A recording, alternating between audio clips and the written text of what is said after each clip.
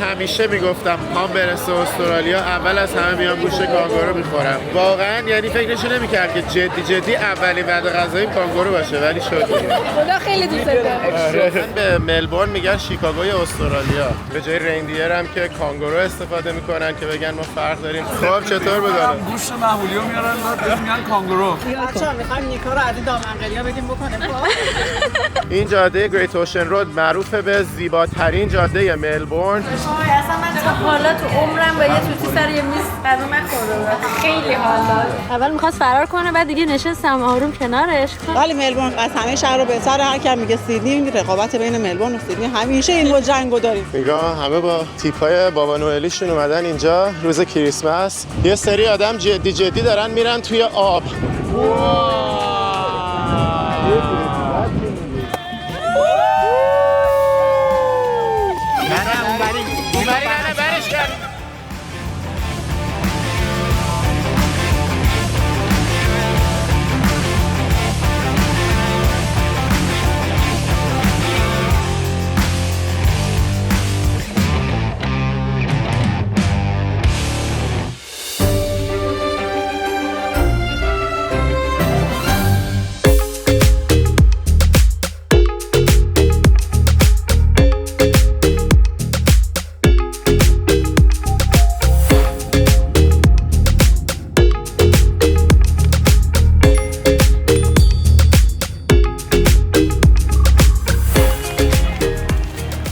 بچه‌ها خوش آمدید به ملبورن استرالیا.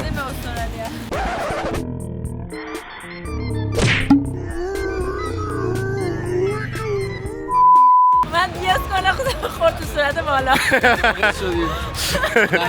همین اول سفر از کرایست چرچ نیوزیلند یه پرواز حدوداً 4 ساعته داشتیم به اینجا. دیگه نیوزیلند به پایان رسید. استرالیا از همینجا شروع شد. 20 روز قراره توی استرالیا باشیم و 6-7 تا از شهراشو بریم. 7 تا 8 تا نمیدونم چند تا، خیلی از شهراشو بریم و حسابی این کشور رو با هم دیگه تجربه کنیم. ما هم اولین بارمونه که پامونو گذاشتیم توی استرالیا، این کشور پهناور. از ساین اصلی و بزرگ ملبورن یه دونه بیرون فرودگاه داره، یه دونه داخلش. ما چون ترمینال 1 پیاده شدیم داخل رو ندیدیم. سلام خیلی خوشبختم، خیلی ممنون از شما. خب دیگه زدیم راه با صدیقه جون که زحمت کشیدن، لطف کردن اومدن دنبالمون. اینجا 10 سال حدوداً زندگی میکنن و دیگه قراره کلی ازشون اطلاعات خوب بگیریم و جاهای قشنگ رو باشون بگردیم. حتما خیلی خوش اومدید به ملبورن. ان شاءالله که میریم کلی جاهای قشنگ رو با هم دیگه میبینیم. خب کلا زندگی توی ملبورن چطوره؟ خوبه؟ بله بسیار خوب. ما که حسابی لذت میبریم. فقط این مقداری هوامون واقعیتش رو بخوام بهت بگم در مقایسه با سیدنی و اینا، خب اینجا همیشه هواش کم سردتره و اینکه باد خیلی زیاد داریم و معروفه به اینکه همیشه هوای 4 فصل دیگه، یعنی ما یه روز میایم باید کاپشن داشته باشیم، چتر داشته باشیم، لباسی هم همه چی باید به خودمون داشته باشیم. البته که بعد امروز یادم رفته با خودم بیام لباس گرم. ان شاءالله که هوا با همون مقدار یاری کنه. آره ان شاءالله. خب الان امروز رو گذاشتیم که صدیقه جون داره زحمت میکشه ما رو ببره نقاط نمادین شهر ملبورن رو بهمون نشون بده. ما هم خیلی هیجان زده. من خیلی سال بود دوست داشتم بیام استرالیا، مخصوصا به خاطر دیدن کانگورو و کوالا و داشتش صدیقه جون میگفتش که یه جایی هستش که کوالا رو میتونی قشنگ بغلت بگیری، بهت این اجازه رو میدن و دیگه باید حتما یه کوالا بغل کنی تا اینجا اومدی. میخوای زور میگه منم بعد کانگورو بخورم. امروز ظهر استیک کانگورو. آره امروز استیک کانگورو. دمت گرم. به یه جای خاص خوشگله. این پلمون هم خیلی خوشگله. میخوای پلمون هم ببین. اینجا انقدر کانگورو زیاده که گوشت کانگورو توی رستوران خیلی راحت پیدا میشه. ولی انقدر کانگورو زیاده اصلا شکارش هم آزاده. چقدر پلش جالب بود. آره پل خوشگلیه. اصلا گذاشتن که سایه بیفته ولی نمیفته. سمت چپ هم سیتی رو داریم می‌بینیم. به چقدر قشنگ، نمای عالی. الان بریم شهر رو بگردیم ببینیم که ملبورن چی داره که این همه ایرانی اینجا کف شهر. کف شهر قشنگ زیاد داره و هر کی اومده راضی بوده.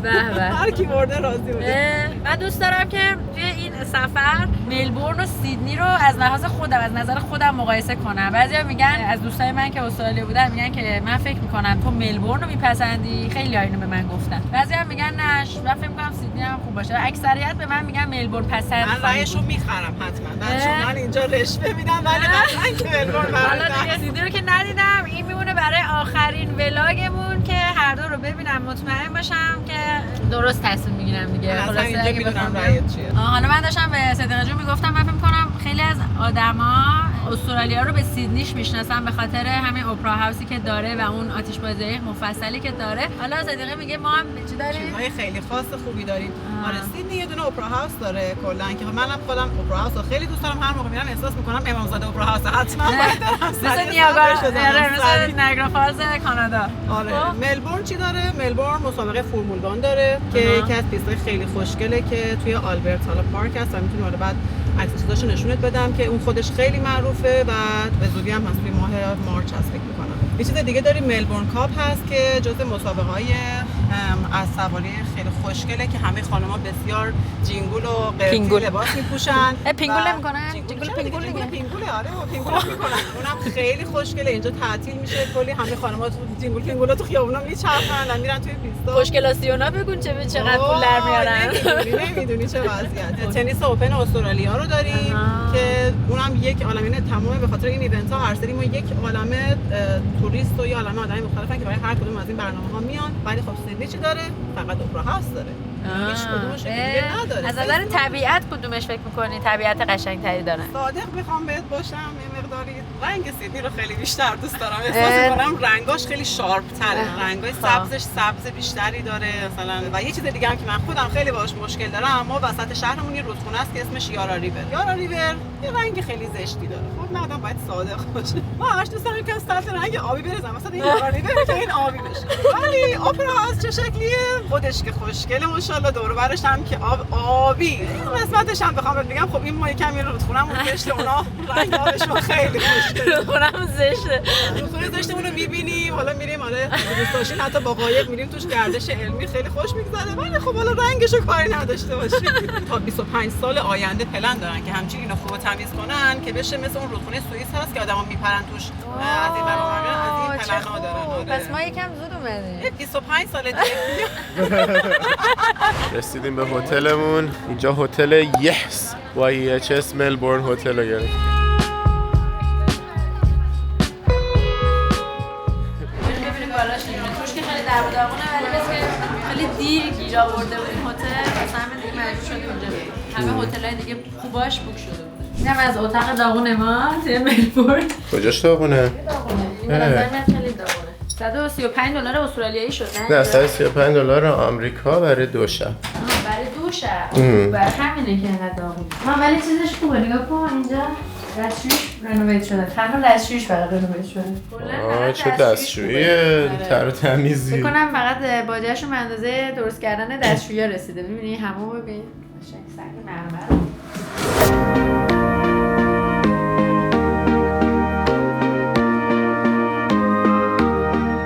استرالیا رو همه خب با اپرا هاوس میشناسن دیگه ولی ملبورنش رو بخوای بشناسی ملبورن با این ساختمون است این در حد همون اپرا هاوسه و اینکه فکر کنم 190 سالش نه تقریبا قدیمی ترین استیشن ملبورن و نماد اصلی حالا از روبروش هم میبینیم که خیلی خوشگله و مرکزی ترین قسمت شهر میشه دقیقاً همینجا.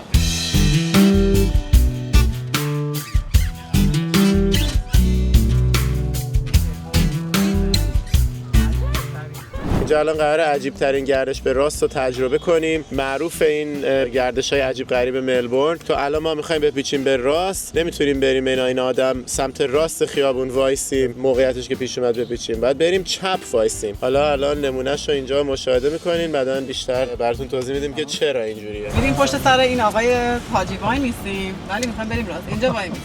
ماشینایی که بخوام برن راست از اینجا از بغل دستمون رد میشن، ترام هم داره مسیر خودشون میره. ما همینجوری اینجا وای میستیم. تا کی وای میستیم؟ تا وقتی که چراغ اون بر سبز بشه. وقتی که چراغ اون بر سبز شد انگار ما میشیم که ماشین‌های اولی که دارن از سمت اون بر حرکت میکنن بعد میپیچیم برام. حالا یکم زودتر هم میره ولی الان این که سبز شد حالا تازه ما میپیچیم. خب خیلی هم میمونن عقب نه؟ دیگه نمیتونن رد شن. یعنی فقط به اندازه 2-3 تا ماشین میتونه رد شه. هر سری؟ خب خیلی بده که. خب الان ولی من منطقش رو نفهمیدم، چون که همین ترتیب رو میتونست عوض کنه، میتونست ما راست وایسیم. ترما رو مثلا میخواد که ترما استاپ نشه و سرعت ترما رو نگیره. من ترما چرا باید استاپ بشه؟ الان یه سری ماشین از بغل ما از سمت راست ما رد میشدن مستقیم میرفتن، همون ماشینا میتونستن از سمت چپ مستقیم برن. یعنی چپ و راست اگه عوض میکرد جای ما رو با اونایی که میخواستن مستقیم برن چه فرقی میکرد؟ نمیدونم، توضیحاتش در همون حدی که گفتم.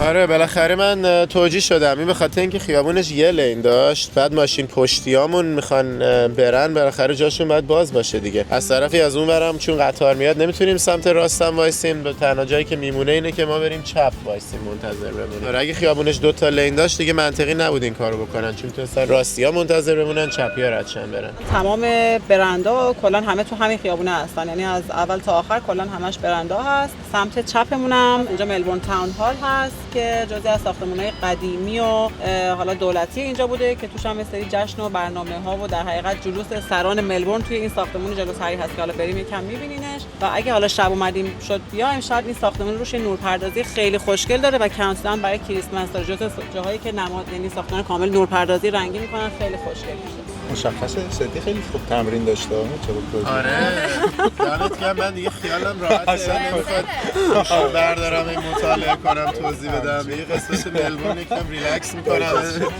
نگاه کن اینجا رو ببین، پاپیون بستن داره. این هم یه ساختمان خوشگل دیگه است که توش فیلم فستیوال‌های استرالیا برگزار میشه. بعضی فیلم‌های ایرانی کله‌گندار هم فیلم میارن. مثل چی؟ فیلم‌های پرژن اکسپلورر.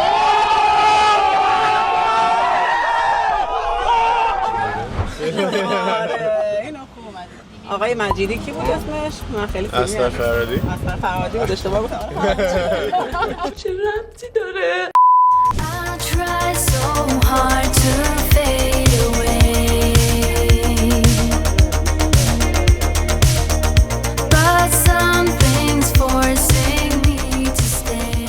این خیابون نازکی که این وسط میبینیم برای باری که ملت هم ریختن وسطش، اینا این خیابون آرتشه، کلی آرت وال داره.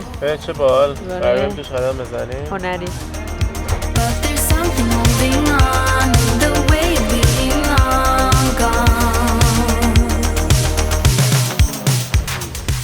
الان داریم از روی رودخونه خیلی قشنگمون بود که گفتم بهتون، داریم از روی رودخونه رد میشیم. آره بیچاره اونقدر این بدرنگ نیست که امروز داره روی خوش به شما نشون سر مال نزن دیگه.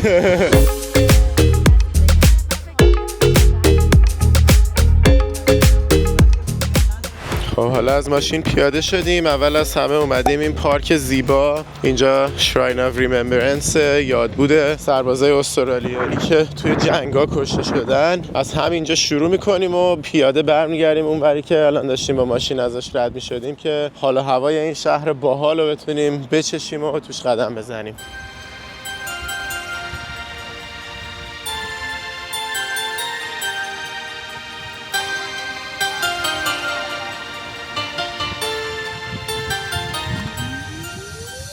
این پرچم مشکی قرمزی که اینجا میبینین کنار پرچم نیوزلند و استرالیا، پرچم ابورجینال است. ابورجینالای اینجایی که دیگه در واقع قبل از این که اصلا این کشور رو انگلیس بیاد بگیره مال اونا بوده. در واقع این پرچم ابورجینال های این کشوره. حالا رنگای اینو برامون توضیح بده سدی جون. رنگای اینا که حالا سه تا رنگ داره. اون مشکی بالاش که مال خود مردم حالا ابورجینال هست، قرمزش زمین و خاک سرخ و خون در حقیقت هست، اون زرد وسطش هم که خورشید هست. اینجا اسم دریاها و اقیانوس‌ها رو زده، از اقیانوس اطلس تا دریای مدیترانه، دریای سرخ، پرژن گالف، خلیج فارس. نگاه کن بزرگ و واضح، خلیج همیشگی فارس. و من هنوز موندم اون اسکولایی که میان و اینو به اسمش بهش میگن خلیج، ببخشید به اسمم نمیبرم، خلیج فلان، از کجاشون اینو در آوردن، از کجاشون در آوردن. در ضمن این یادبودی هم که اسم خلیج فارس و یه سری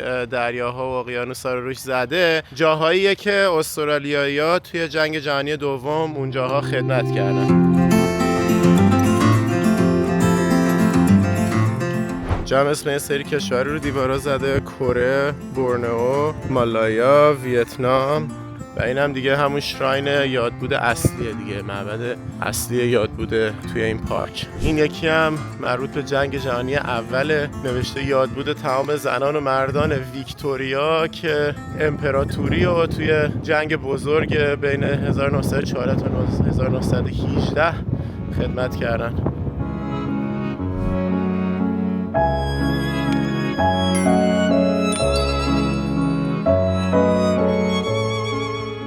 حالا اومدیم توی خود ساختمون، طبقه بالاش. اینجا کلا همه چی برای یادبود ساخته شده. حال و هواش هم خیلی حس و حال مخوفی داره قشنگ.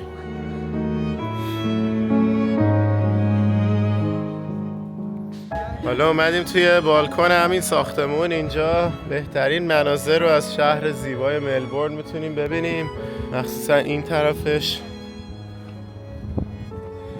اینجا نمای زیبای ملبورن رو میبینیم. این ته یه دونه ساختمون هست که عکس یک کله آدم روشه. هرچی بیشتر زوم میکنی کمتر وضوح داره این تصویره، یعنی یه جوری طراحی شده که از دور به نظر شبیه صورت بیاد. این یکی از ساختمونای دانشگاه RMIT ملبورنه و این به عنوان یه اثر هنری روی این ساختمون ساخته شده.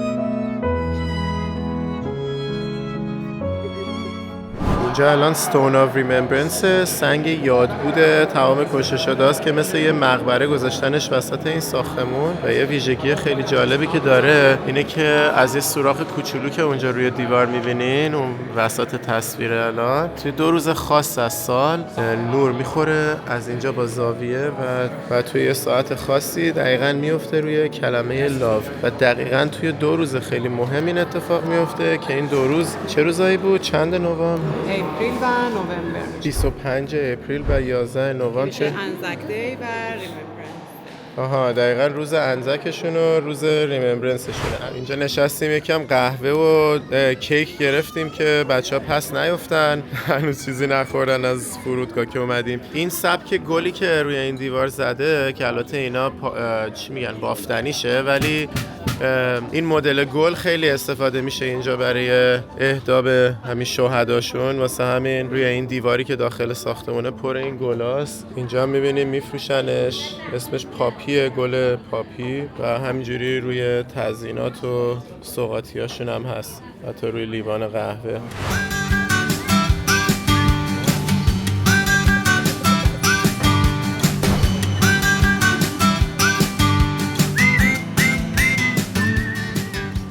قطارهای شهرشون کاملا رایگانه در ضمن.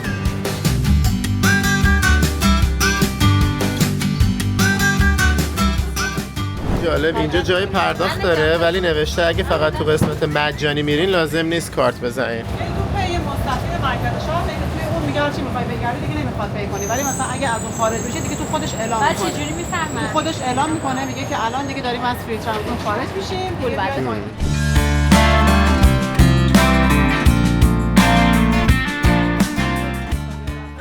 اینم که اسمش یوریکا تاور هست. اینکه یه روزی کلا یه دوره بلندترین ساختمون توی استرالیا بوده، ولی خب الان دیگه کلی ساختمان‌های بلندتر اومدن. طبقه بالاش هم رستوران خیلی خوشگل شیک و لاکچری داره و اینکه از اون ویوهای 360 که بخوای تیکت بگیری و بری بالا و دور تا دور طرف 360 سیتی رو ببینی، اون آپشن هم داری. اینم رودخونه ملبورن که توی ماشین داشتیم راجع بهش صحبت می‌کردیم. به نظر من که خیلی رودخونه قشنگیه. About it way too much and every single thought is making me give me something straight from your heart. All this insecurity is tearing me apart. You're making me sleepless. You're making me sleepless. Maybe I'm not. I think about it way too much and every single thought is making me. ببین این شهر ملبورن چقدر من یاد شیکاگو انداخت. یه رودخونه داره با همین ریور واک، بعد بالا این پله که وایسادی عین آره آفرین همون حس و حال و انرژی باحال شیکاگو رو داره و روی این پله که وایسادی قشنگ همون حس 2 طبقه بودن شهر رو به دست میده که الان ما این بالاییم، زیرمون یه سری آدم دارن راه میرن و قدم میزنن کنار رودخونه و پر آسمون خراش و ساختمان‌های بلند از 2 طرف. خیلی سوال شیکاگو رو داره. بعد من اصلا الان سرچ هم کردم دیدم واقعا به ملبورن میگن شیکاگوی استرالیا. ما قراره عصری بریم از این قایقا بگیریم که شاهدی الان از زیرمون داره رد میشه. قایق پیکنیکی ها بگیریم، پوشی دریمون هم بذاریم توش، بخوریم، اسپیکر عوض کنیم با آهنگ ایرانی. بعد بگیم واسه بیا. ماشاءالله دیش دیدین ان شاء الله. حالا پیش دیدین. ماشاءالله. I keep losing in this game of playing pretend. I don't wanna be a 4 a.m. I'm suffocating just by waiting on you. اینم ایستگاه قطار مرکزی اینجا، درست روبروی فاوندیشن سکوئره که مرکزی ترین نقطه ملبورنه. کلی از خبرهای شهر اینجاست. الان یه درخت کریسمس بزرگ زدن اونجا، پشتش SBS که مرکز خبره، ساختمون اخباره، کنارش یه دونه ساختمون برگزاری مراسم تئاتر و نمیدونم کنسرت و اینجور چیزاست. و حالا میریم از خیابون رد میشیم که این مرکز شلوغ ملبورن رو ببینیم و اون ورش هم کلی از این ساختمان‌های نمادین شهر ملبورن، یک کلیسای بزرگ و یه سری از آسمون خراش‌های شهر. اینم یه ضلع دیگه از این ایستگاه معروف شهره و این قسمتش هم یه سری ساعته که بهش میگن The Clocks و ساعت رسیدن هر کدوم از این قطارها رو نشون میده. قطار بعدیه مثلا فلان جا فلان ساعت داره میاد، فرانکنستن لاین داره پلتفرم 8 ساعت 10 دقیقه به 4 مثلا بعدیش میاد این یکی و همینجوری بقیه اینا رو زده. ولی نکته معروفی که راجع به این ساعت ها هست اینه که معروف بوده که در گذشته وقتی میخواستن قرار بذارن، قرار دیت بذارن و اینا، زیر این ساعت ها قرارشون رو میذاشتن. به خاطر همین از این لحاظ شده یکی از نقاط نمادین شهر، مخصوصا برای دیت کردن و برای حالا حتی عشاق و کسایی که خیلی وقت دیت میکنن هم اینجا قرار میذارن چون نقطه نمادینیه.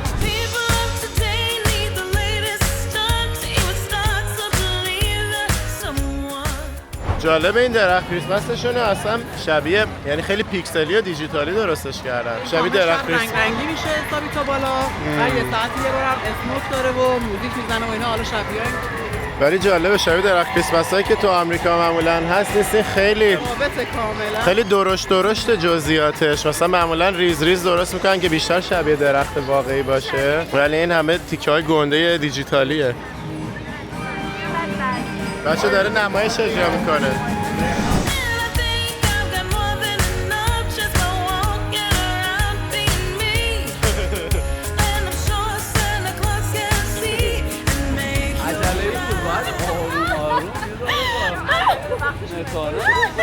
والا تو که بلدی خودت برو انجام بده.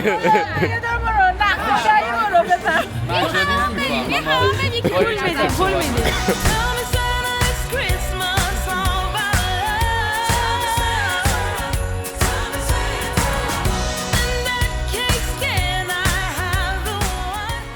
خیلی باله این کوالاه، داره از کندی کریسمسی بالا میره. کلاه بابا نوئل هم داره. قشنگ کریسمس های اینجا واقعا منحصر به فرد دیگه، چون این ور دنیا جاییه که تابستونشون داره شروع میشه به جای زمستونشون، نه برفی نه هیچی. به جای ریندیر هم که کانگورو استفاده میکنن که بگن ما فرق داریم، ولی واقعا کریسمس جالبیه. در ضمن الانم که ما اومدیم اینجا دقیقاً یه روز قبل کریسمس ایوه، یعنی 2 روز قبل روز کریسمسه. بالاخره رسیدیم به خیابون آرت این ملبورن که خیلی هم معروفه. از این ماشین که داشتیم می‌اومدیم من بهتون نشون دادم. خب حالا بریم که این آرت مردم رو ببینیم.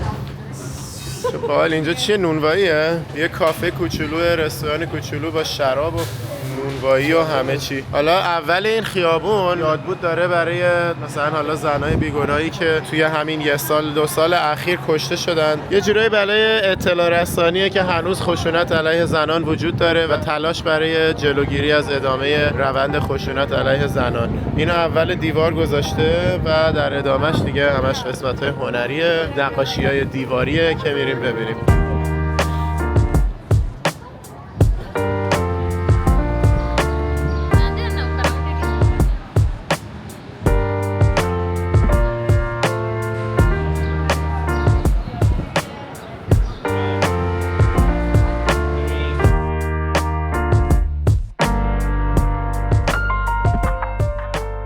این ساختمون کالچر کینگ هم خیلی معروفه، بریم داخلش رو ببینیم. بچه ها تشریف بیاریم.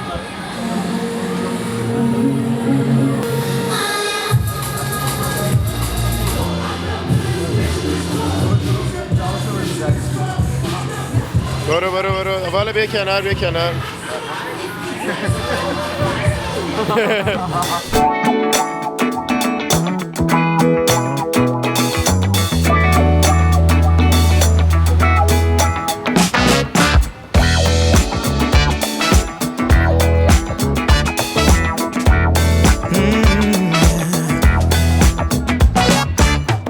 I took a stroll downtown this evening when I heard music echo through the night.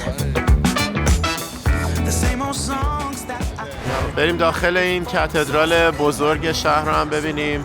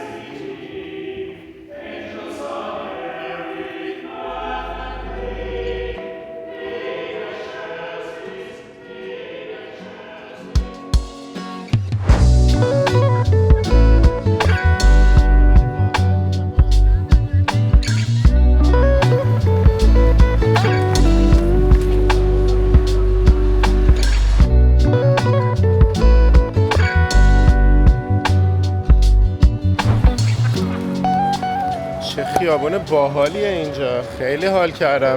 اینجا اومدیم رستوران، اسمش هاردور لینه. خیلی خیلی حال و هوای باحالی داره با این میزای بیرونی، رستورانای فضا آزاد مدل اروپایی. پس مکس آن هاردور، اون هاردورش هاردور لین بود. وای چقدر باحاله اینجا. بچه‌ها کجا نشستن؟ به به بچه چه جای باحالیه اینجا، نه؟ اینجا اومدیم استیک کانگورو بخوریم. من همیشه میگفتم که من پام برسه به استرالیا اولین وعده غذاییم باید کانگورو باشه و بالاخره دارم به این آرزوی دیرینه خودم میرسم و گوشت کانگورو خیلی خیلی گوشت خوبیه و اینو در نظر بگیریم که این نقطه از دنیا به طور طبیعی نه گاو بوده نه گوسفند بوده، هیچی نبوده.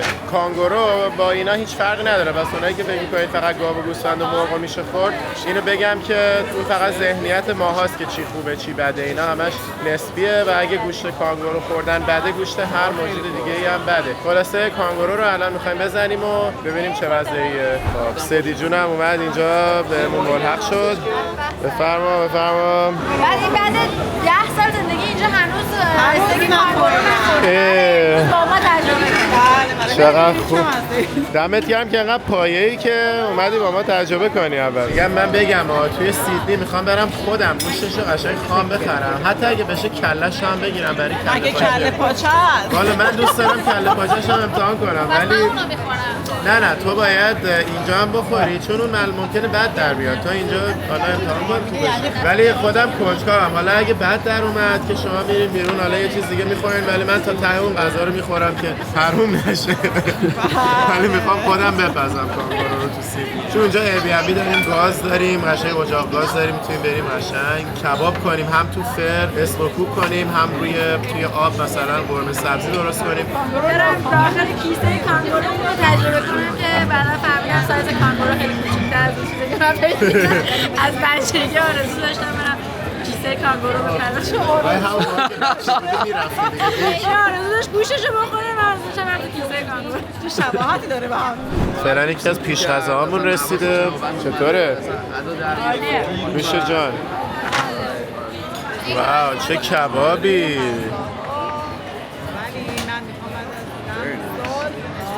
Oh wow, kangaroo. That one of them is mine. Wow, گوشت کانگوروه.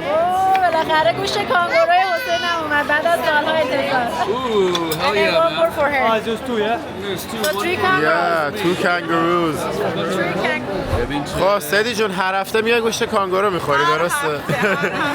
هفته نیومده بودم گفتم با شما بیام بخورم. من اینکه 10 سال تا حالا نخوردم. نه. بعد از 10 سال قراره یه آزی واقعی بشه. اینیشییت میشه. آره دیگه من هر هفته درسته. می‌خواستیم چیکار کنیم؟ می‌خواستیم که ولدان بپزیمش، ولی یعنی بگیم برامون بپزن، گفتش که نمیشه چون که خیلی کانگورو ماسلیه، می‌دونیم مش میزنه و اینا. خود اگه که زیادی بپزیمش خیلی سفت و بعد مثل آدم میشه. نمیشه مثل آدم. واسه که الان برامون ملایم گفته، بریم ببینیم ملایمش چه شکلیه. هیجان داری یا نه؟ فوق‌العاده. به الان سدی بعد از 10 سال قراره یه استرالیایی واقعی بشه با خوردن گوشت کانگورو. بعضیا روز اولی که باشون میرسه استرالیا مثل حسین میان گوشت کانگورو رو امتحان میکنن، بعضیا مثل من بعد از 10 سال باشه انقدر دوربینومه استفاده قیافم چه شکلی بشه. نوش جان. به به بالاخره افتتاحش کردیم. خب حالا پری گینی پیگو تو پرو خورد، الان میخواد اینجا کانگورو بخوره. رفیق نیمه ویژیتریان. از یه طرف گینی پیگ میخوری، از یه طرف کانگورو. مجبوره آقا مجبور کردن به این روز افتادن. این ویژیتریان الکیه. بزن.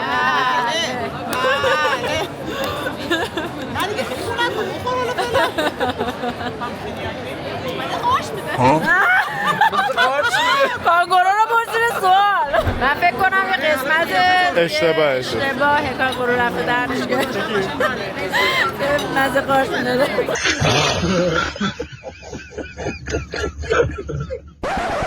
نظر کانگورو چیه؟ نظر کانگورو در مورد گوشت نوید چیه؟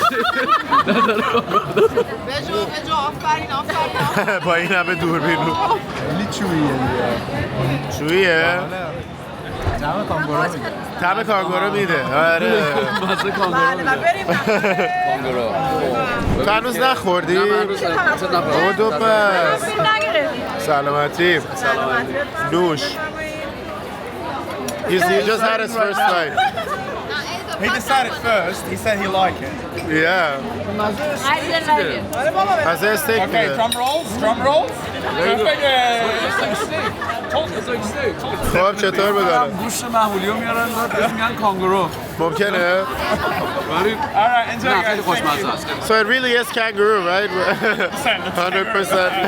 100%. حتی دلیلی هم نداره یه گوشت دیگر رو بیارن به عنوان کانگورو غالب کنن، چون کانگورو ارزون‌تر از گوشت دیگه است. جدی؟ راحت‌تر گیر میاد. بابا کانگورو از سر خیابون میری برمی‌داری میره.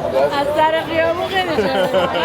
تصورش کردم که الان اینا میرن سر خیابون یه کانگورو اینجوری میگیرن. ولی جدی گوشت هم میخورن. کانگورو اصلا نمیخواد پرورش بدن، همینجوری هست. گاو و گوسفند رو باید پرورش بدن. حالا ببینیم نظر نیکا چیه. بذار ببینم. نیکا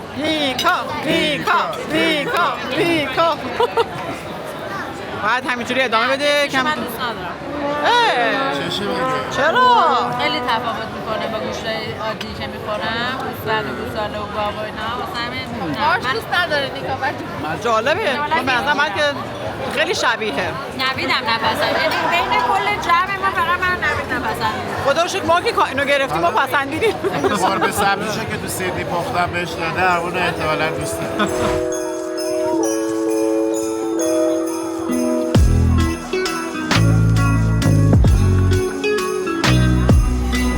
Wish you a Merry Christmas and a Happy New Year. خیلی بالا این ساختموناش. بریم قایقمون رو پیدا کنیم.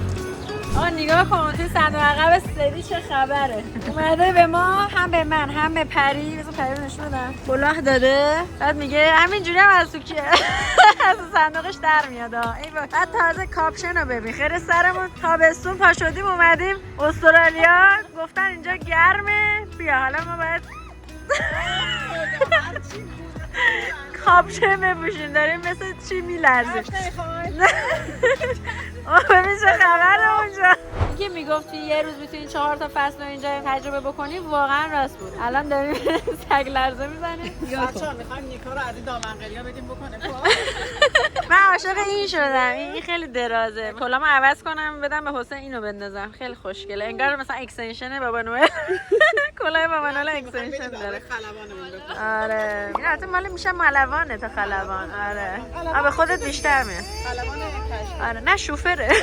شوفره هواپیماست. من از چی میترسم؟ خیلی قشنگه. اگه می‌ترسی خب از در خب استاپش کنم. نه لایف می‌خوایم همینجا بفروشیم. همینجا. نه بقیه‌شو در نمیارم جمعگیر نشید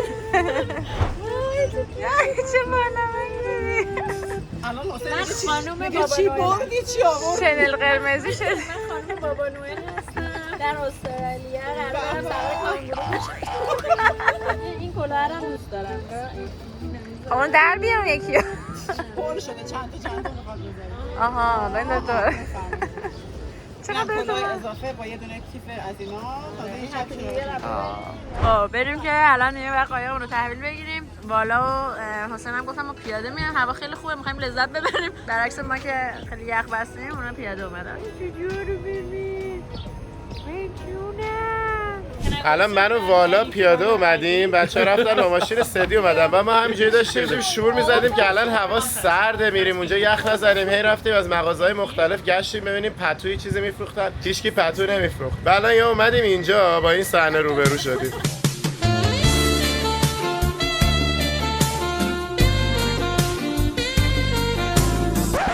هیچکی قرار نیست سردش بشه دیگه آقای خلبانمون هست بخواد بشه ملبان بالا هم شد ملبانمون اینم کلاه اکستنشنی خانم سرتاپوش چقدر باحال بود صندوق عقب سدی همه جور لباسی بوده اسپیکر هم گرفتیم اینا کلا قایقاشو برای هر یک ساعت $180 اینجاست برای کل قایق رو میگیری هر چی میخوای میریزی توش حالا از نوشیدنی و لهو و لعب و بعد دیگه اسپیکر هم بهت میدن با $20 و دیگه میفتی تو آب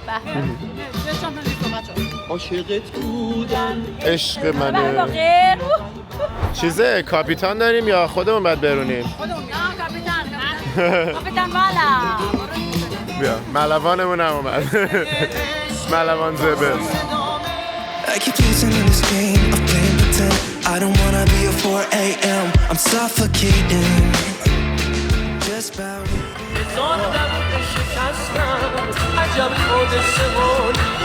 بشین کروان تو ببند میشه بساری تو بگیره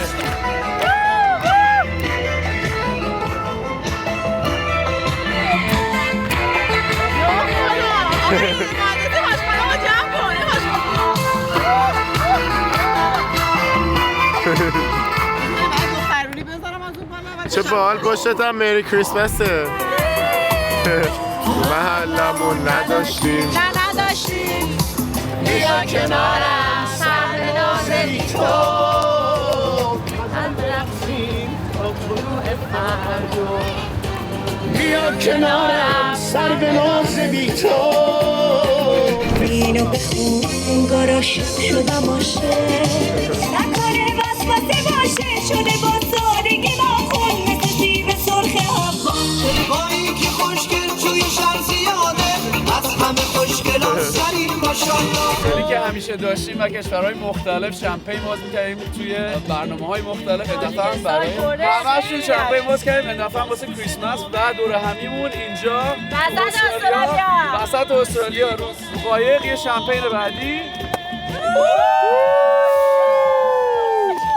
همش هدر دادی که خب به شما نمی‌خواستم بگم نگاه کن این چی شد 3/4 رو تموم کرد آقا بش شما همین فرمون برو آینه پرتغالی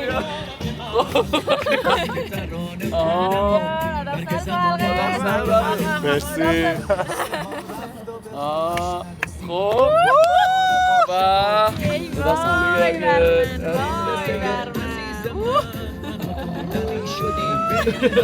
و خود بالا جون خود کاپیتان آره دیگه چرا همچین میکنی؟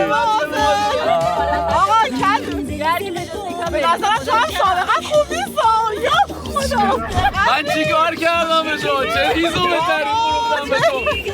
میخوام بخورم نمیخوام دوش بگیرم چقدر ولی ملبورن قشنگه اون همینجور داره امتیازاش زیاد و زیادتر میشه بله اگه چون بله الان ملبورنیم بعدم که برید بازم میگین ملبورن عجب چیزی راست میگی واقعا خدا این حرف من یادتون باشه حالا بعد دوباره نگاه کنید من مرسی که بچه ها چیه سلامتی چیز به سلامتی همتون. سلامتی شما. همونطور که قبلا گفتم اینجا خیلی منو یاد شیکاگو انداخت. الان هم که داریم توی رودخونه برای خودمون تور میدیم، بازم یاد تور رودخونه‌ای شیکاگو افتادم که کلی راجع به حالا تاریخ شهر و معماری و ایناش برامون توضیح دادن. ولی اینجا از اونجایی که کسی نیست برامون توضیح بده راجع به تاریخ و معماری شهر، یه توضیح مختصر می‌خواستم خودم بدم. اول از همه یه وجه اشتراک دیگه‌ای که با شیکاگو داره اینه که جفتشون به بتمن ربط دارن. شیکاگو فیلم‌های بتمن توش پر شده، همونطور که تو ولاگ شیکاگو گفتیم. اینجا اولین اروپایی که تصمیم گرفت یه دونه شهر بسازه اسمش جان بتمن بود. اینجا جان بتمن سال 1830 خورده‌ای اومد با یه سری از بومیای اینجا که اصلا کلا تو کار ملک و مالکیت نبودن، اومد باشون یه قرارداد مثلا همینجوری الکی بس که یه زمین گنده ازشون بخره، یه شهری اینجا تشکیل بده. از اون طرف دولتی که توی سیدنی بود، سیدنی شهر تشکیل شده بود ولی اینجا هنوز هیچی نبود. اونا گفتن چی میگی برای خودت زمین خریدی میخوای شهر بسازی؟ اینجا متعلق به ملکه انگلیسه. خلاصه این بحث و جدال شروع شد. این وسط بتمن داشت با دولت سیدنی چک و چونه میزد. یه جان دیگه اونم اسمش جان بود به اسم جان فاکنر اومد اینجا شهرسازی شروع کرد. اون طرف هم بتمن اومد، از اون طرف فاکنر و بتمن دوتاشو اینجا شروع کردن به شهرسازی و این رقابتی که با هم داشتن تو ساخت و ساز محله ها باعث شد که این شهر شروع کنه جون گرفتن. اونورم دیگه دولت مرکزی شل کرد گذاشت اینا ادامه بدن. ولی زمانی واقعا اینجا به رونق رسید که طلا کش شد. سال 1850 خورده‌ای طلا کش شد، یه گلد راش ایجاد شد. این شهر به شدت رونق پیدا کرد، شهرسازی لاکچری شروع شد اینجا و از همونجا وقتی که رونق پیدا کرد و شروع کرد به خفن شدن، رقابتش با سیدنی هم شروع شد. سر رقابت با سیدنی هی می‌خواستن شهرشون رو خفن‌تر کنن، از اون طرف اونا می‌خواستن عقب نیفتن. همین شد که ملبورن و سیدنی جفتشون انقدر خودشون رو بالا کشیدن و شدن شهرهای فوق‌العاده‌ای که امروز می‌بینیم. خلاصه همه چیز از بتمن و فاکنر شروع شد و امروز شده یه همچین پدیده جذابی. حالا یه بخش جالب دیگه تاریخ که شباهت به این زیادیش به شیکاگو رو بیشتر توضیح میده رو بگم. اواخر قرن 19 یعنی چند دهه بعد از اون گلد راش که باعث شد اولش اینجا رونق بگیره، اینجا یه مدت دیگه این طلا بازار طلا و اینا اشباع شد و دیگه اون طلاهایی که پیدا کرده بودن دیگه خیلی اونقدر فراوانی نبود و آروم آروم اینجا شروع کرد به افول و حتی به خاطر اینکه سیستمای فاضلابش خیلی خوب طراحی نشده بود، خیلی بوی بد گرفته بود، در حدی که ملبورن به سملبورن معروف شد و یه مدتی بود که اصلا به اینجا میگفتن سملبورن و مسخرهشون میکردن تو جای مختلف دنیا. ولی بعد از جنگ جهانی اول کلی مهاجر بودن اینجا، کلی شهر رو رونق دادن اروپایی‌ها و آسیایی‌ها و اینا و همزمان با اینکه داشت به شدت رشد میکرد، اون انقلابای معماری توی شیکاگو شکل گرفت و چون ملبورن هم داشت سریع رشد میکرد و رونق پیدا میکرد، اومد یه جورایی از شیکاگو پیروی کرد و به خاطر همین اولین جایی بود خارج از آمریکا که شروع کرد به آسمون خراش سازی و یکی از دلایلی هم که لقب شیکاگوی استرالیا یا حتی شیکاگوی خارج از آمریکا رو گرفت همین بود. به خاطر همین هم است که انقدر شباهت زیادی دیده میشه، چون دقیقاً جفتشون تو یه دوره داشتن از رشد و نمو میترکیدن و از یه سبک شبیه به همین توی معماری پیروی کردن. بریم به ادامه قایق سواریمون توی ملبورن لذت ببریم. کاپیتان جدید داریم.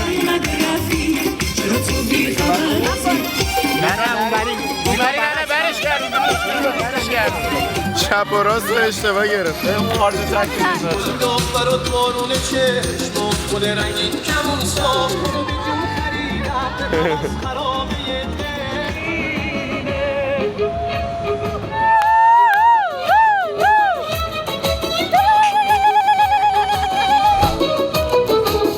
چیه گذاشتن سر من؟ عینکه رو در آوردم تازه. آخه یه عینکه رو پیشونه بود، یه نگاه کلاه رو گذاشت. درباره گذاشت.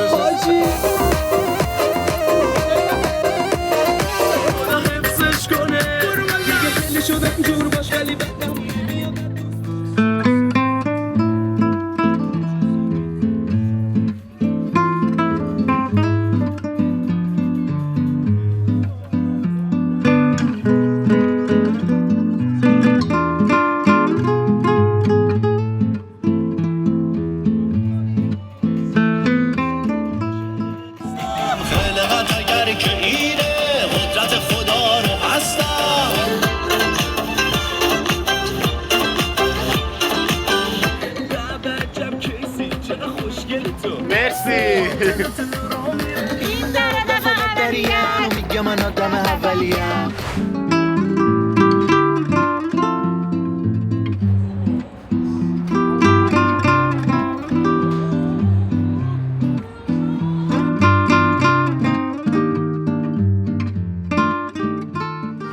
علی هم به افتخار والا نامگذاری شده که عاشق موزه. شکلات میخواد آدم سالمی باشه. من موز میخورم به جای شکلات. منو مسخره میکنن. این ویدیو رو بذار. بذار این ویدیو رو. چی هسته؟ اکسپلورر بهمون جایزه داد. چیه؟ گردی این از ایناست که میذاری روی آره میخواین عکس شب بگیرین دیگه عکساتون قشنگ آخه دست در نکنه. هدیه کریسمس هم گرفتم.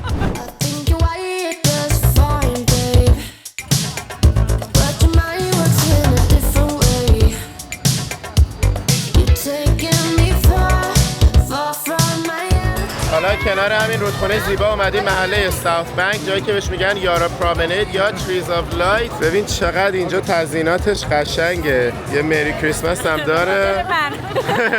کلی انرژی و شلوغی و درختای رنگی و نوری که اینجا برای قدم زدن کنار رودخونه است.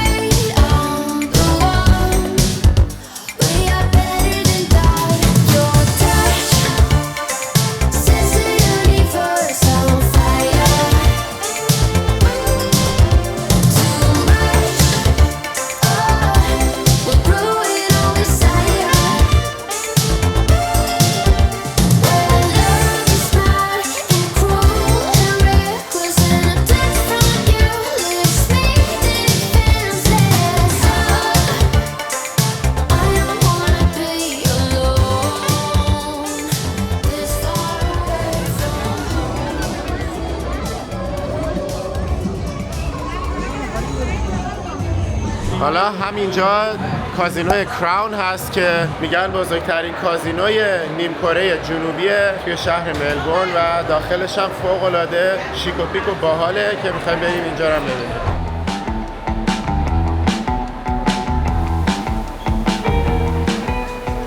اینجا شبیه تایم اسکوئر، نگاه پله‌های بغل تایم اسکوئر.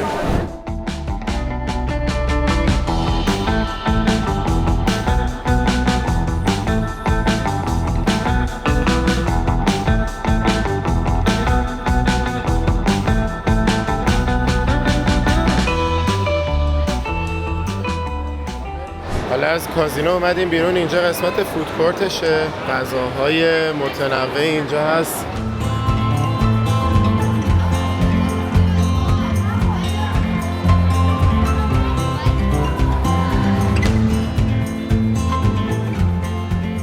یه چیزی که خیلی توجه منو جلب کرد توی این قسمتی که اومدیم، حالا جدا از زیبایی حیرت انگیز شهر ملبورن و این مرکز شهرش، جمعیت هندیای اینجا بود که واقعا میتونم بگم بیشتر از نصف افرادی که اینجا ما امشب دیدیم هندی بودن، حتی شاید 60-70%، نمیدونم، اکثریت قشنگ هندی بودن، در صورتی که وقتی سرچ می‌کنی می‌بینی فقط 5% جامعه ملبورن هندی هستن. یه چیز جالب دیگه این بود که از این هندی‌ها هم قشنگ شاید نصفشون یا حالا یکم کمتر از نصفشون از این قوم سیخا بودن یا سیکا که تو حالت عادی اینا 2% جامعه هندیای دنیا و خود هندو تشکیل میدن، ولی اینجا خیلی خیلی درصد بیشتری بودن. و حالا یه صحبتی با جمینای کردم ببینم قضیه چیه. نکته اینجاست که این جامعه که ما الان داریم می‌بینی یه نمونه تصادفی از جمعیت ملبورن نیست. کلا قضیه اینه که ملبورن بیشترین جامعه توریستا رو داره و یه دلیلش هم اینه که خب اینجا پرواز مستقیم داره از هند و خیلی میان اینجا برای کریسمس، برای تعطیلات کریسمس. یکی از بیشترین جامعه هایی که میان اینجا برای مسافرت هندیان چون میان پیش فامیلاشون، یعنی اینجا چون که 5% جامعه هندی داره که جامعه بزرگی به حساب میاد دیگه، موقعی که فک و فامیلاشون همه برای تعطیلات پا میشن میان اینجا، همه مثلا با همدیگه میرن میریزن تو خونه مثلا یکی از بستگانشون که اینجا حالا یا دانشجو یا زندگی میکنه یا هر چی. خیلی خیلی تعداد توریستا اینجا زیاد میشه تو زمان کریسمس و خب طبیعتا همه توریستا برای همچین برنامه‌ای پا میشن میان اینجا و تهش میشه این چیزی که الان دیدیم. و خب البته البته این قضیه‌ای که حالا اون پنجابی‌ها یا سیخ‌ها هم خیلی بیشترن هم خب قابل توجهه، ولی اونم شرایطش باز شبیه کانادا کم، یعنی اونا خودشون چون که خیلی توی هند یه ذره مشکل وجود داره بین اون سیخ‌ها و حالا دولت مرکزی هند، یه ذره سعی می‌کنن مهاجرت کنن برن و استرالیا و کانادا دو تا جایی هستن که خیلی انتخابش کردن برای مهاجرت و به خصوص توی کل استرالیا توی ملبورن زیادن و البته حدوداً زیر 2% جامعه کل ملبورن رو تشکیل میدن، ولی خب جالبه که تو خود هندم تقریباً 2% جامعه هند رو تشکیل میدن، یعنی درصد سیک‌های ملبورن با درصد سیک‌های خود هند تقریباً برابری میکنه. حالا این کلا نکته جالبی بود برام، کاری ندارم که نکته به عنوان نکته مثبت یا منفی مطرحش نکردم، صرفاً توجهمو جلب کرد، گفتم راجبش صحبت کنم.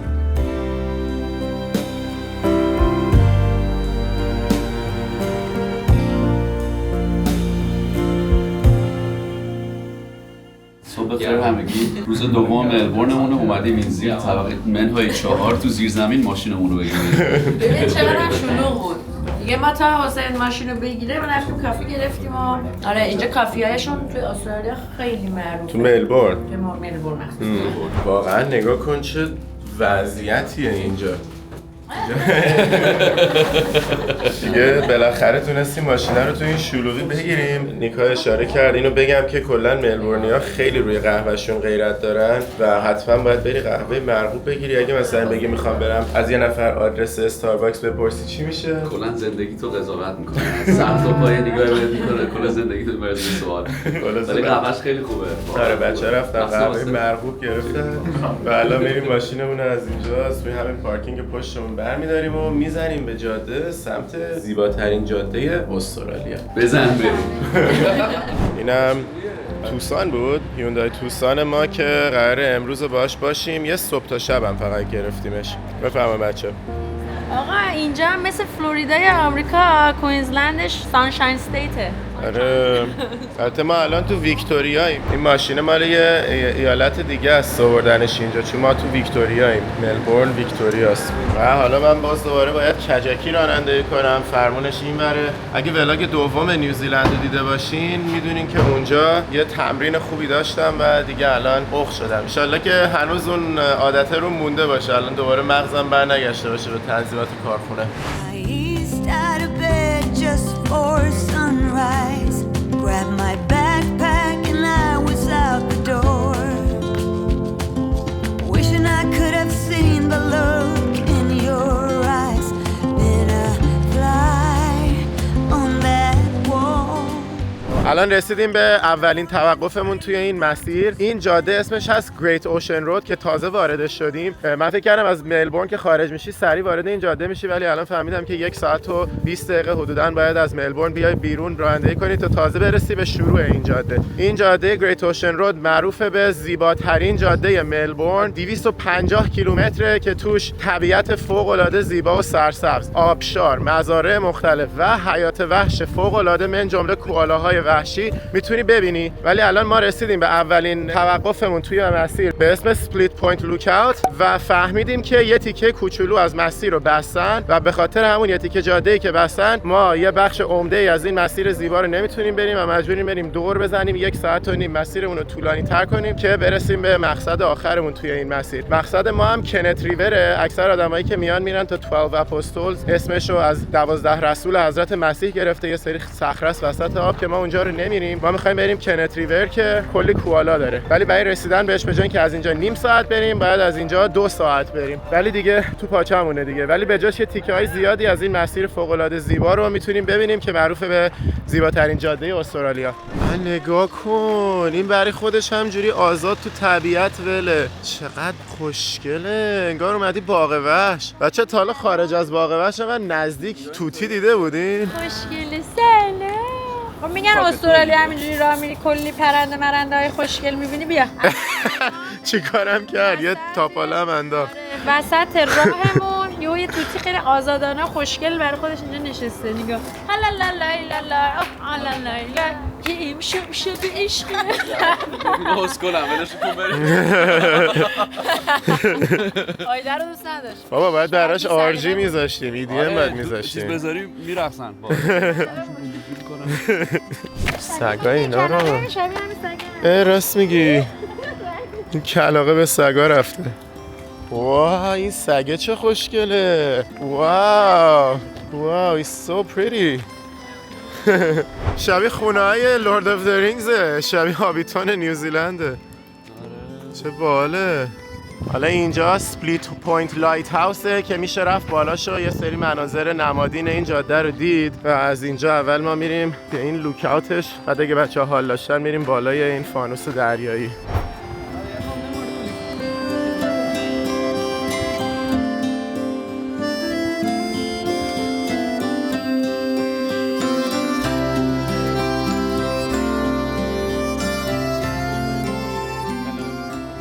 اینجا الان میخوایم بریم بالای این فانوسه، نفری $12.5 استرالیا باید بدیم که بریم این بالا.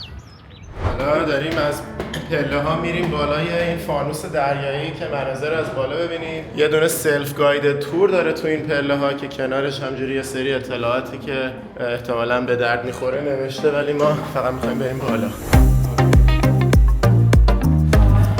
تموم شد. چه سریع رسیدیم. فکر کنم مونده هنوز. رسیدیم جدی. الکی جو دادن. اونجا رو ببین. چه منظره‌ایه. کاملا ارزششو داشت.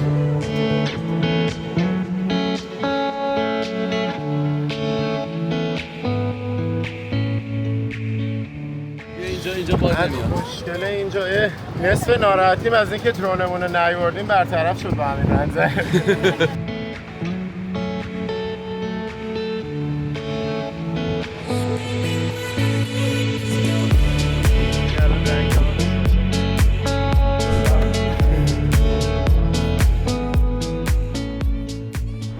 کلاغه رو ببینید چقدر بانمکه، رنگاش سفید و مشکی با چشای قرمز.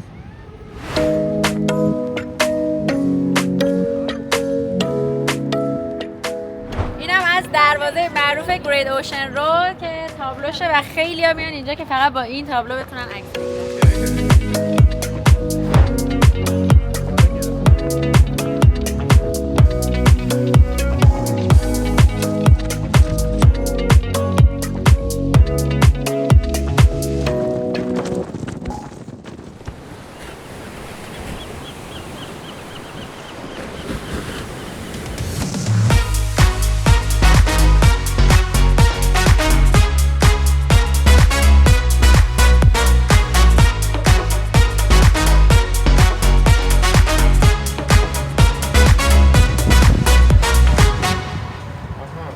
اینجا الان اومدیم تو شهر لورن، تو مسیرمونه. اینجا ویزیتور سنترشه. میخوایم ببینیم واقعا این قضیه که میگن جاده بسته است واقعیت داره یا نه.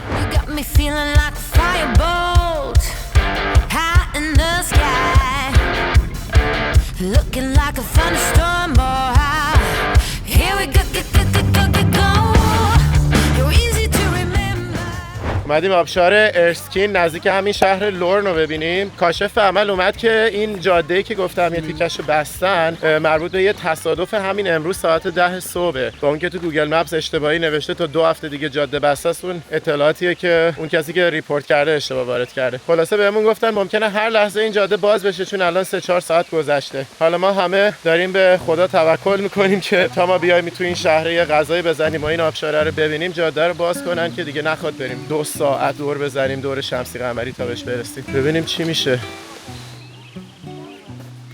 در ضمن لباس من تو این ویدیوهای اخیر خیلی دیگه تکراری شده، ولی لامصب قرار بود اینجا تابستون باشه. من همین یه لباس گرم آوردم که لاما داره، آلپاکا داره. گفتم واسه نیوزیلند که حالا ممکنه بعضی جاها خنک باشه من اینو داشته باشم، محض احتیاطونم. بعدم آلپاکا خب تو نیوزیلند هم زیاده مثل پرو. گفتم میاد به این قضیه. تنها لباس گرمی که آوردم همینه. حالا تو تمام ولاگا دارین اینو میبینین چون لامصب هوا گرم نمیشه. این چه تابستونیه. اینم آبشار ارسکینه.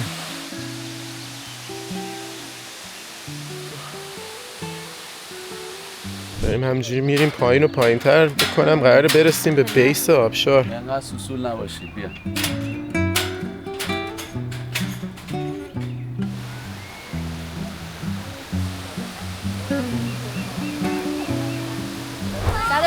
متر پیاده روی کردیم رسیدیم به نمای پایینش. چنگه ها.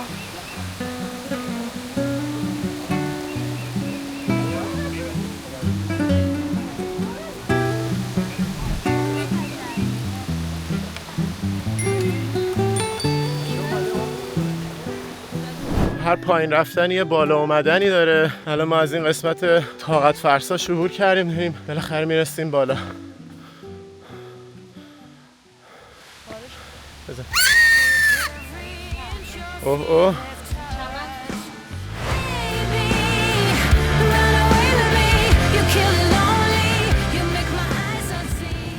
حالا اومدیم توی این شهر زیبا و با صفای لورن یه قدمی بزنیم و غذامونو بخوریم. اینجا یه بازاره که کل بازار رو به آب، منظرهای قشنگی داره و جنساش هم قطعاً تو پاچه است ولی خب با صفاست. نگاه فودتراکش چقدر باحاله. از فودتراک غذا میخوری میشینی اینجا با این منظره میخوری. خیلی حال کردم با حس و حال این شهر لورن. میشه گفتش که اولین شهریه که توی این مسیر گریت اوشن رود میتونی ببینی و هنوز امیدواریم که این یه تیکه راهی که بسته است باز بشه تا ما غذامون رو میخوریم.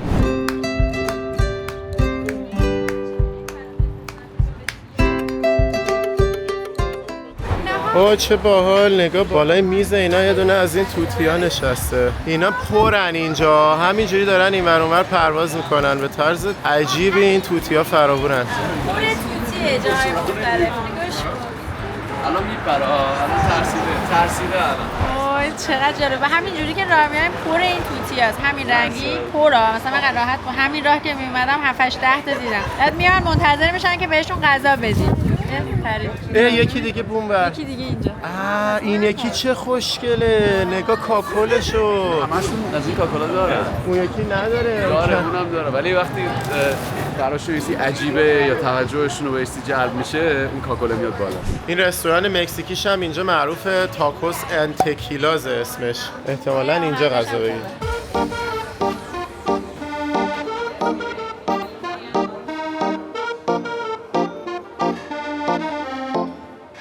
نم عکس فریدا، شخصیت معروف مکزیکی.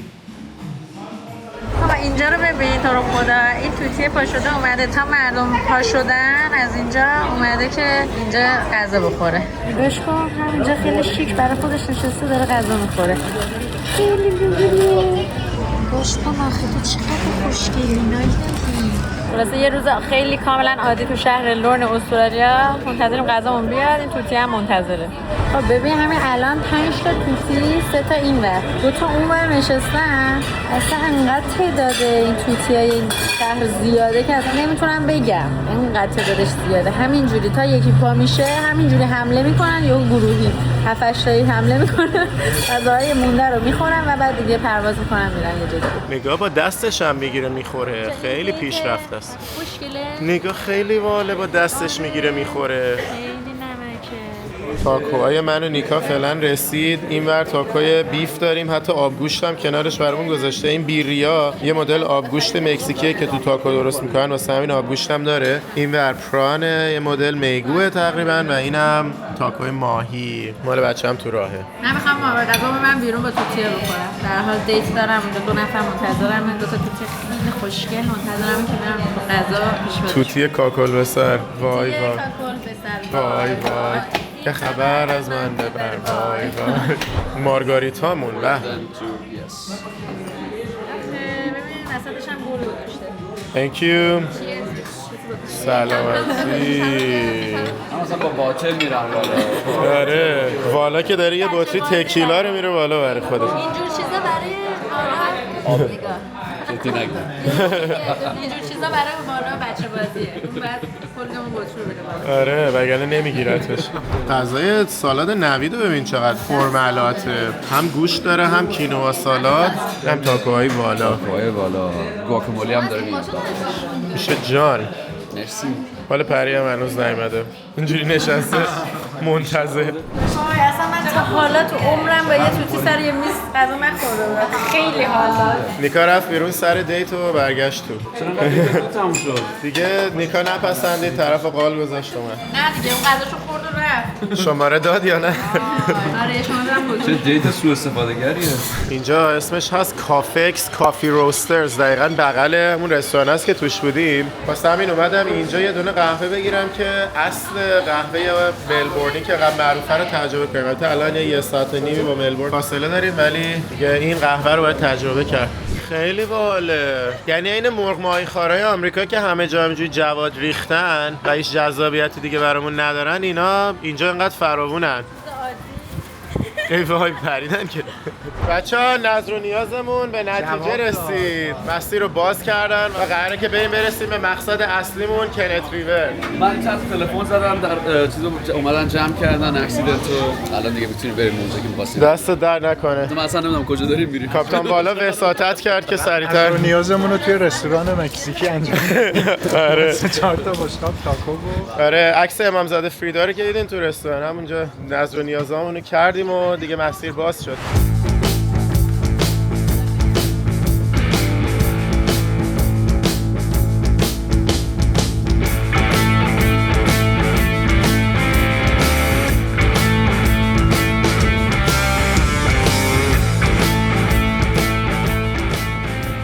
اینجا یه تیکه زدیم کنار، از این منظره لذت بیشتری ببریم.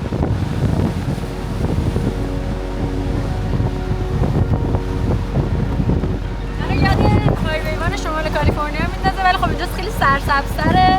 کل این مسیر رو قراره اینجوری بریم. به به به.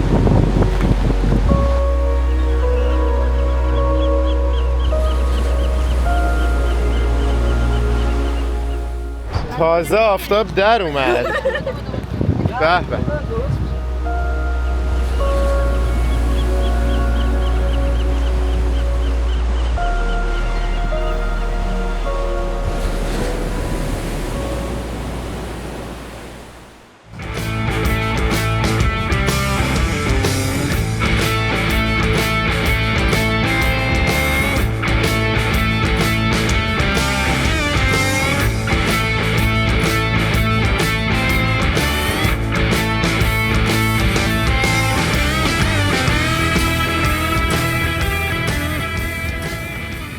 رسیدیم به کنت ریور. اینجا جاییه که بیشترین کوالا رو توی حیات وحش میشه دید. اینجا یه دونه نیچر واک داره، قدم زنی در طبیعت، که امیدواریم بریم حیات وحش خوبی رو ببینیم امروز و هوا هم با ما یاری کنه.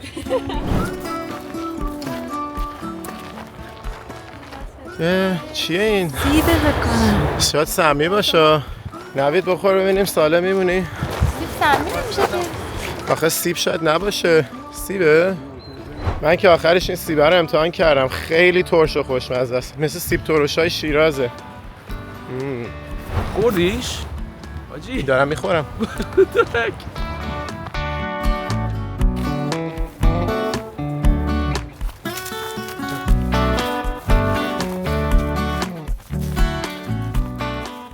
بچه‌ها چیکار کنیم؟ جغد کجاست؟ جواب داد چه این وضعیتی که من میبینم آخرش کوالا رو هم باید بریم تو از این مرکزهای حفاظتشون ببینیم. چشم آب نمیخوره تو این جنگل چیزی پیدا شه. بچه دست از پا رو دراز کنید. دست از پا درازتر. منظرش خیلی خوب بود ولی چسبید. ناامید باید برگردیم. چی بود میگفتن نر چند دقیقه یه بار میبینی؟ آره اشتباه کردن. شاید هم به خاطر کریسمسی همه جمع شدن یه جا. مهمونی خریدای کریسمس. آره رفتن مثلا نیوزیلند. با کیویا هم الان یه جا. آره کانگوروها و کیویا و کوالا الان رفتن یه جا. دوستان حسین رفته دنبال کوالا بگرده ببینیم. حسین چی شد؟ هیچی پیدا نکردم. دست از پا درازتر.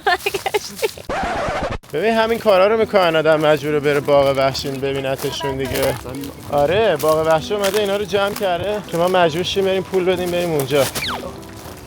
ولی من شرط می‌بندم الان تو مسیر پایین که داریم میریم اینا همه منتظرن سورپرایز میکنن به خاطر کریسمس، چون امروز کریسمس ایوه. یا همشون قراره تو این درختا بیان بالا بگن مری کریسمس، بعدم مثل ماداگاسکار برامون آهنگ چیزو بخونن I like to move it I like to move it. شرط می‌بندم الان نگاه کن.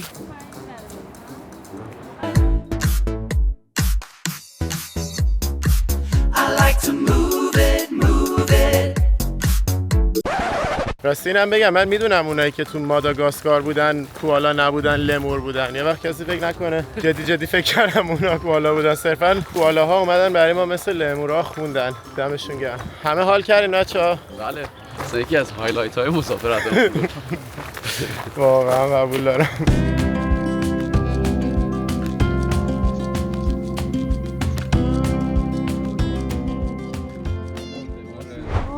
تفکر رو ببین، پشتشون شبیه قلبه، میبینی؟ چه نازن. نگاه پشتشون قلبیه، شکل قلب داره.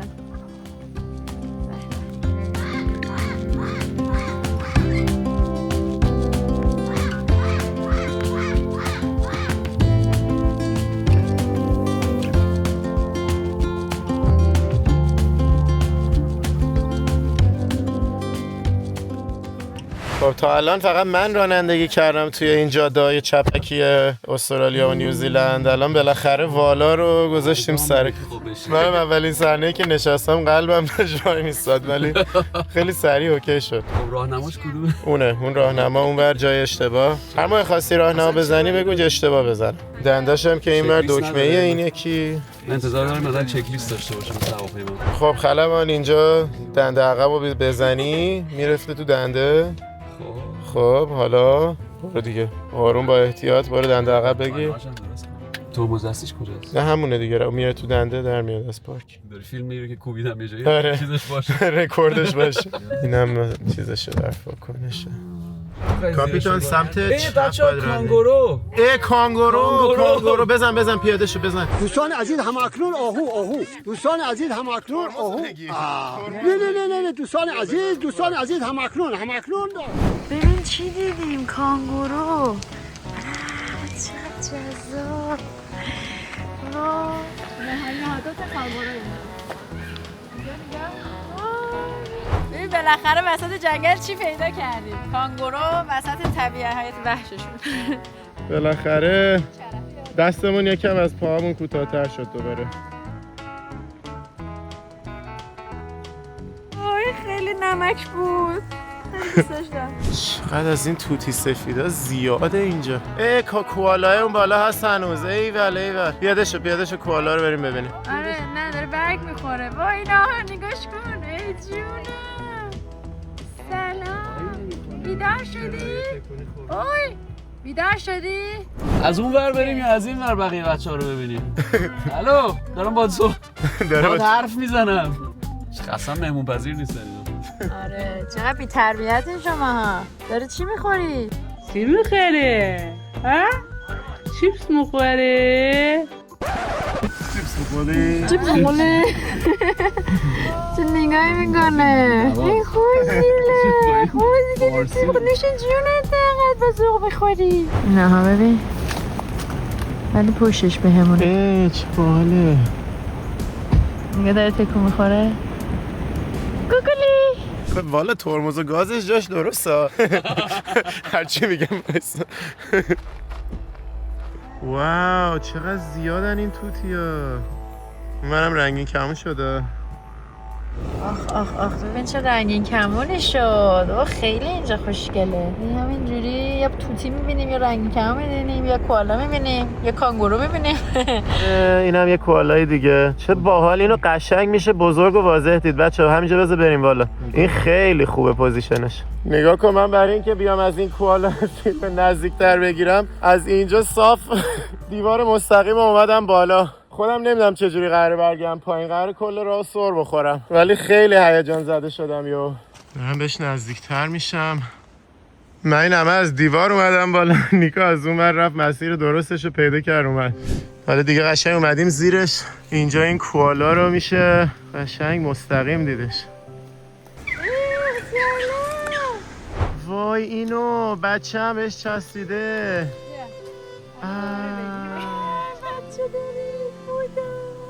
خیلی باحال بود. چه خمیازه‌ای کشید. وای نگاه یکی دیگه رو زمین پیدا کردیم.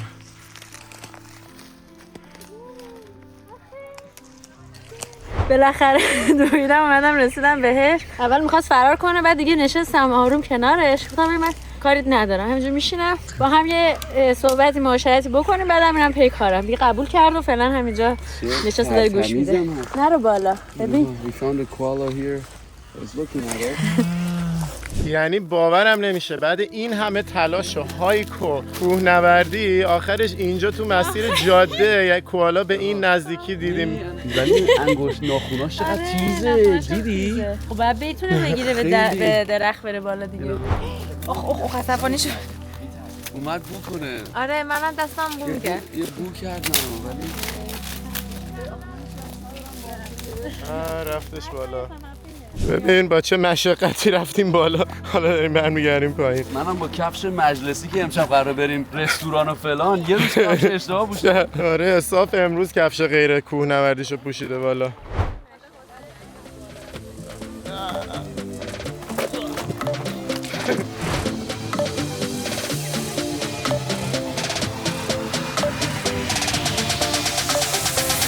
بالا تا اینجا جواب تو خوب پس دادی، برامون کانگورو و کوالا هم جور کردی. حالا تمرین آزمون اصلی الهی الان اینجاست توی جاده اصلی. حتی یه جا رو من اشتباه رفتم. آره یه جا دور میدون اونوری زد ولی سه گوش بود اصلا میدون نبود. آره واقعا اون ازت میپذیریم فدا سرت. شما نجه بگید الان بقیه‌اش از جوادش مهمه.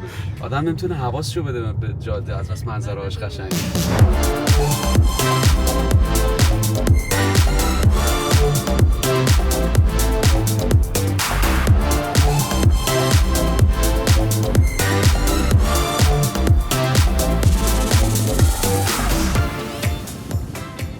از اون کنت ریور که کوالا بودن 2 ساعت و 40 دقیقه به کوب اومدیم که شام برسیم اینجا. ددی بابار یکی از رستوران‌های ایرانی ملبورن که با جمع ایرانی‌ها کریسمس ایو دور هم باشیم.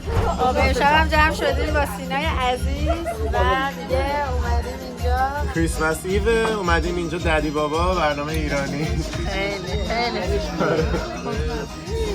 نوید بالاخره به کاسه کبابش رسید. از اول برنامه از اول سفر هی میگفت کاسه کباب.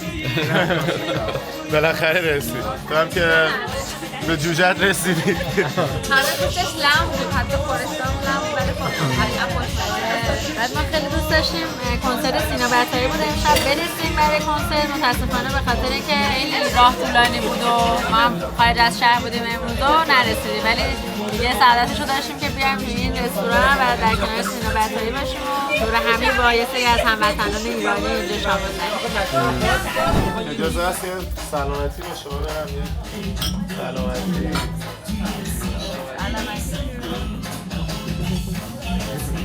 مرسی برای شراب. بچه ها که 1 2 3 سلامتی. سلامتی.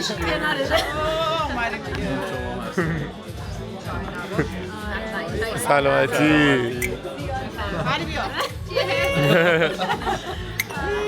بچه‌های این ور 14 ساله اینجا 3 ساله ها خیلی 3 سال. بعد دیگه کرد و ترکنشون ها ایول خوش. شیرازی داریم. شیرازی خیلی داریم.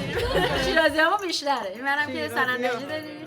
برای شیرازی زیاده. نه سرندجی داریم. بعد شیرازی میز اونوری دستمالا بچه شیرازی زنجانی ماشین رنتالمون هم برگشتیم همین هتل هایات که صبح ازش گرفتیم پس دادیم و یک روز پرماجرا رو به پایان رسوندیم. میریم که بخوابیم و کلی خاطرهای خوب. آره اتفاقای جالب. آره واقعا خیلی روز پرباری بود، موفقیت آمیز بود. فردا دیگه تا ساعت 6 وقت داریم بگردیم و بعدش هم بریم تطمینیه. بریم ببینیم روز آخرمون در این شهر زیبا رو قراره چیکار کنیم. بچه‌ها نریم وایسین اینجا برنامه است هنوز. نایت لایف ملبورن رو ندیدید؟ نایت لایف رو دیدیم. از بیرون دیدیم. کاش اول از اینکه اوبر بگیریم دیده بودیم اینجا رو. میشنوی؟ دارن همیان میرن. چه جالب. اینم نایت لایف ملبورن بچه‌ها که نشد تجربه کنیم. نایت لایف ملبورن هم دیدیم. حالا میریم با خیال رو. ندیدیم.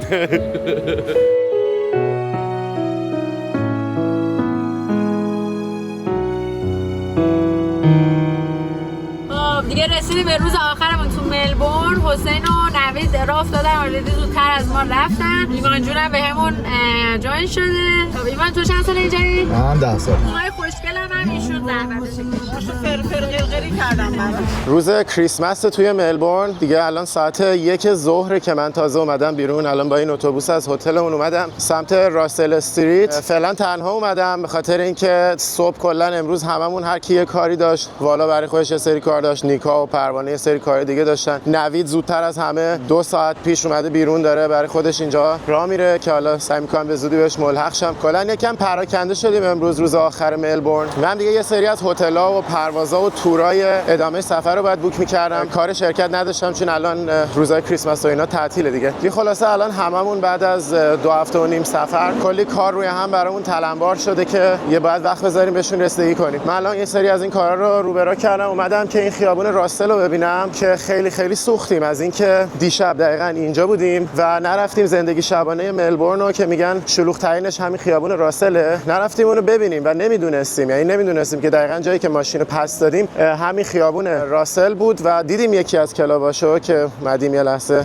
قبل از اینکه سوار اوبر بشیم دیدیم که آدم‌ها دارن از کلاب در میان، ولی نمیدونستیم که این دقیقاً بهترین جا بود برای دیدن زندگی شبانه. ساعت هم دیگه 2 شب بود، گفتیم سریعتر بریم هتل بخوابیم، در صورتی که نمیدونستیم که چی رو از دست دادیم. میتونستیم بیام سریع زندگی شبانه‌اش هم ببینیم و تجربه کنیم. خلاص من و والا که حسابی سوختیم از اینکه زندگی شبانه معروف ملبورن رو ما تو این سفر نشد تجربه کنیم. شب اول که رفتیم یه جنبه دیگه از زندگی شبانه رو تجربه کردیم، همونجا که درخت رنگی‌ها بودن و پر توریست بود، ولی خب اون زندگی شبانه بار استریت مثلا اون جنبه از زندگی شبانه رو تجربه نکردیم. گفتیم شب بعد که شب بعدم دیگه رفتیم برنامه ایرانی‌ها و دیگه ساعت 2 شب شد. شب کریسمس هم بود، همه میگفتن شب کریسمس خلوت فلان زود تموم میکنن، امیدی بهش نیست، به خاطر همین دیگه بیخیالش شدیم. ولی دیشب دیدیم که هنوز آدما کلی تو خیابون بودن ولی ما اطلاع نداشتیم که بهترین جای زندگی شبانه. حالا من اومدم همین خیابون رو حداقل توی روز بهتون نشون بدم که چه جوریه. اینجا راسل استریت، به پایین این خیابون که برسیم آروم آروم میرسیم به جاهایش که شبا حسابی شلوغه و حتی زمانی مثل زمان کریسمس هم میتونه شلوغ باشه.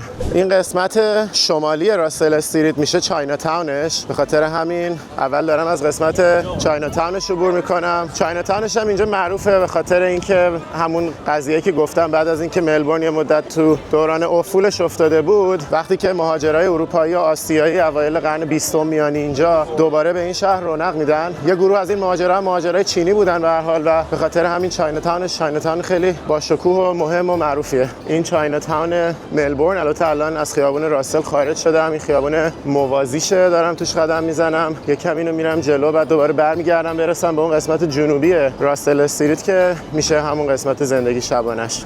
جالبه که اینجا یکی از چاینا تاونایی هم هست که وقتی که میای واقعا یه عالمه چینی میبینی. مثلا چاینا تاونای خیلی کشورهای دیگه خب اسمن چاینا تاونه ولی وقتی میری توش عملاً میبینی که کاملا ترکیبه و لزوما چینی‌ها نیستن، ولی اینجا واقعا بیشتر چینی دیدم من.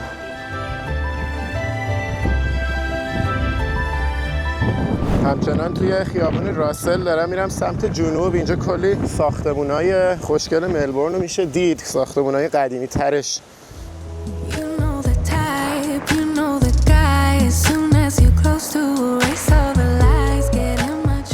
نگاه اینجا الان رسیدم به قسمت جنوبی راسل استریت که دقیقاً دیشب اوبر رو گرفتیم رفتیم. اینجا جاییه که تمرکز بالایی از این بار و کلابا رو داره و حتی توی روزم میشه یه حال و هوایی از اون زندگی شبانه رو حس کرد. این هم که همین گرند هایات ملبورن که دیشب اومدیم ماشین رنتال رو پس دادیم و دقیقاً این نقطه‌ای که رکب خوردیم و اوبر رو زود هنگام گرفتیم برگشتیم. البته زود هنگام که چه عرض کنم ساعت 2 شب بود ولی خب دیگه هنوز یه خبرایی بود. دقیقاً عمود به همین راسل استریت الان وارد فلیندرز لین شدم. کلی از این بار و رستورانا توی همین فلیندرز لینه و اینجاست که خیلی شلوغ میشه شبا. الان توی نقشه که نگاه کنی قشنگ بیشترین تمرکز بارا توی همین یه تیکه است.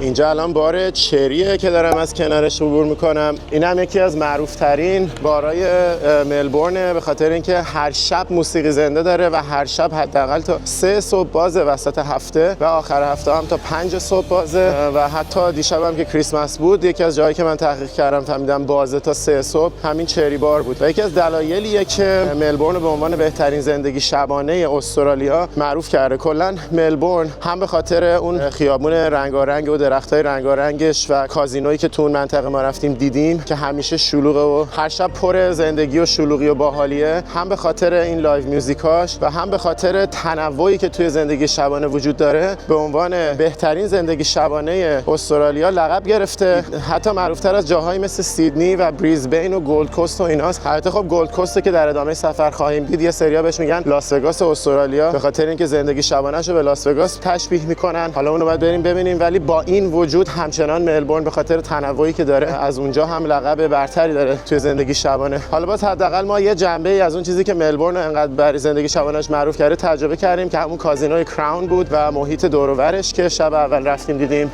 ولی خب اون قسمت کلابینگ واقعیشو نشد تجربه کنیم. دیگه امیدوارم که یه روزی به استرالیا برگردیم و اون قسمت هم باز دوباره تجربه کنیم. ولی خب توی همین ویدیو یه سری تصاویر از دوستامون گرفتیم براتون گذاشتیم که شما هم ببینینش. الان دارم میرم سمت پارلمان و محیط دور و برش به خاطر اینکه اینجا یه قسمت شهری که ما هنوز فرصت نکردیم ببینیم و قبل رفتن خواستیم این قسمت رو هم دیده باشیم، چون که خیلی از ساختمان‌های نمادین شهر من جمله پارلمانش توی این قسمت از شهره. الان میرم اینجا بچه‌ها رو پیدا می‌کنم و به گشت و گذارمون ادامه میدیم. اینجا الان کلیسای جامع یا کاتدرال سن پاتریکه که مهمترین کلیسای شهر ملبورن. توی قرن 19 ساخته شده. سبکش گاتیک ریوایواله، یعنی همون سبک گاتیکه که مثلا حالت کشیده و نوک‌تیز و اینا داره، ولی خیلی مدرن‌تر و احیا شده اون سبک قدیمی. به خاطر همین یکی از مهمترین لندمارک‌ها یا ساختمان‌های نمادین شهر ملبورن. اولین جایی که اومدیم کجاست؟ خوشگل هست که اسمش سنت پاتریک چرچ هست و اینکه ما معمولا مثلا چون کار عکاسی که در داریم می‌کنیم میایم اینجا جلوش عکسای خوشگل از عروس خیلی قشنگه. خب بریم عکاسی. حالا جلوش خیلی قشنگ نیست، جلوش دارن درست می‌کنن، خیلی لوکیشن خوشگلیه. به به، سلام. با چه لباسی، اوه باریکلا. خیلی لباسای خوشگلی داشت. بدونم پری. سلام چطوری؟ خوبی؟ سلام خوبی؟ حسینم خوشوقتم. سلام حسینم. آقای خلبان شما بودی راجع بهش صحبت می‌کردن. خودشون اصلا آره. مثلا به سودی به ملبورن برگردن هواپیماشون که خریدن. به به چه لباسی، باریکلا باریکلا. لباسای تاقه که یکی از لباسای خیلی خوشگل و سنتیه و اینجا هم میفروشن و به همه جا ارسال داره رو پوشیدیم که بیایم عکس خوشگل بگیریم جلوی این کلیسا. ایشون هم که عکاس عروسی و سایر برنامه‌های مهم حسابی قراره که راهنماییمون کنن برای گرفتن عکسای خوب روز آخر ملبورن. بله حتما. من می‌خواستم با سدی جون صحبت کنم راجع به زندگی در کل توی ملبورن و اگه ایمان جون هم دوست داره ان شاءالله میتونه یه سری پارتیسیپیت بکنه دیگه. نظرات خودش اعلام کنه. خب تو گفتی چند سال اینجایی؟ الان دیگه تقریبا 11 سال هست که اینجا. 11 سال. ایمان جون تو چقدر؟ 10 سال. خیلی خوب شد. بچه‌ها قشنگ حسابی تجربه دارن و میتونن راجع به سوالا بگن. خب اولین سوال شروع می‌کنیم از تبیسی سدی. سدی جون حرف صدا نقیص بزنین. نظرت چیه؟ آدم‌ها گمراه نکنید. ببینم اینجا کلا زندگی چطوره؟ میخوام ببینم مثلا سطح درآمدا چطوریه. میتونی یه میانگین بهمون بدی؟ مثلا بگو اولا که حقوق پایه چقدر از چقدر شروع میشه، در ساعت، در ماه، در هفته چه جوریه و اینکه دخل و خرجا به هم میخوره نمیخوره، ایناشو میتونی توضیح بدی؟ فکر کنم تقریبا از حقوق پایه رو مثلا اگه بخوایم بگیم اینجا ساعتی $23 اینا تقریبا که بخواد حقوق پایت باشه. $23 استرالیا. آره. و معمولا اینجوری حالا کمترین حقوق بخوای در نظر بگیری $70,000 در سال میشه حقوق حالا پایه. و خب این قطعا با توجه به اینکه طرفدار چه کاری انجام میده و حالا چقدر تخصصش هست میتونه تا 150 250 بره بالا. معمولا اینه که دخل و خرج ها اینجا کلا به هم میخوره، ولی خب هزینه زندگی بالا هست، ولی خب مثلا یه زندگی 2 نفره برای که کوالیتی داشته باشه اینه که بهتره که 2 نفر کار کنن تا بتونن مثلا از حالا زندگی بهتر، تفریحات بیشتر و حالا مثلا برای خرج و اینا یه جورایی انگار بهتر بخوام منیج کنن، اینه که اکثرا 2 نفر کار کنن. خب خیلی بهتره. اگه مثلا از نظر کوالیتی بخوام بگم خب واقعا اون جهان اول خب به خوبی میتونی اینجا حس بکنی کوالیتی زندگی، رفاهی که داری، حمل و نقلی که اینجا هست واقعا. و یه چیز دیگه که خیلی من مثلا توی سفر به اروپا دیدم و مثلا تفاوت دیدم امنیته. یعنی اینکه ما توی یه سفر به اروپا توی روز اول توی ایتالیا یه دونه گوشیمون رو زدن، رفتیم رسیدیم اسپانیا یه گوشی دیگه‌مون رو زدن. خیلی بده. بله، ولی اینجا من گوشیمو چند بار گوشی، کیف پول، هر چیزی بذارم بندگان خدا مردم تلاش میکنن پیدات هم بکنن بیان گوشی همه چی تو بدن. خلاصه که از نظر امنیتی هم خیلی امنیت خوبی داره. نه اونا پیدا میکنن بندگان خدا، تلاش میکنن مثلا رو کیف پولی و اینا آدرس کنن پیدات کنن دیگه بیان بدن. حالا بریم سوال بعدی از ایمان که اینجا مشغول حرفه. خب ایمان جون الان تو این 10 سالی که اینجا بودی تا حالا به فکر این افتادی که بری یه شهر دیگه مثلا سیدنی یا شهرهای دیگه و اگه نه چرا ملبورن؟ تنها دلیلی که مثلا بخواستم برم یه شهر دیگه فقط خاطر آب و هوا بود، چون واقعا ملبورن خیلی خوره آب و هواش اذیت کننده است. چجوری آب و هواش؟ باد یکی از مشکلات اصلی این شهر به نظر من. واقعا بادش خیلی شدیده، یعنی 7-8 ماه در سال قشنگ ما سرمایه خیلی بدی داریم. اینقدر کیفیت زندگی تو زمینه‌های دیگه کاری و کلا راحتی زندگی قد بیشتره که نمیریم و واقعا نه خودم بعید میدونم که مثلا بخوام تصمیم بگیرم برم این شهر دیگه زندگی کنم. بعد از نظر اینجا خودت دانشجو بودی؟ آره من دانشجو بودم، اصلا دانشجو اومدم استرالیا. دانشجو اومدی استرالیا؟ آره من دانشجو اومدم استرالیا. خیلی راجع به دانشجو هم یکم بهمون یه توضیح بده. من لیسانسمو شیراز گرفتم، دیگه واسه فوق لیسانس اپلای کردم. چه رشته بودی؟ دانشگاه شیراز؟ آره دانشگاه شیراز مهندس صنایع بودم و بعد دیگه 2000 دانشگاه شیراز مگه مهندس صنایع داشت؟ آزاد داره. آزاد. دانشگاه شیراز یادم نداشت، بخاطر همین خیلی نه او صنعتی داشت. آره او صنعتی شیراز داشت. فوق لیسانس و ولی مدیریت پروژه اومدم اینجا همین ملبورن 2015 دیگه. راحت کار گرفتی؟ بعد اینکه مثلا یه خورده سخت بود 2015 چون ما پارت تایم کار می‌کردیم و خیلی از جام گفتم ما فقط فول تایم می‌کنیم. این یه خورده سخت بود. هزینه‌ها چجوریه؟ یعنی مثلا تو به عنوان اینترنشنال یعنی یه دانشجو اینترنشنال یا نه مثلا بهت تخفیف و اینا هم میدادن؟ فاندی.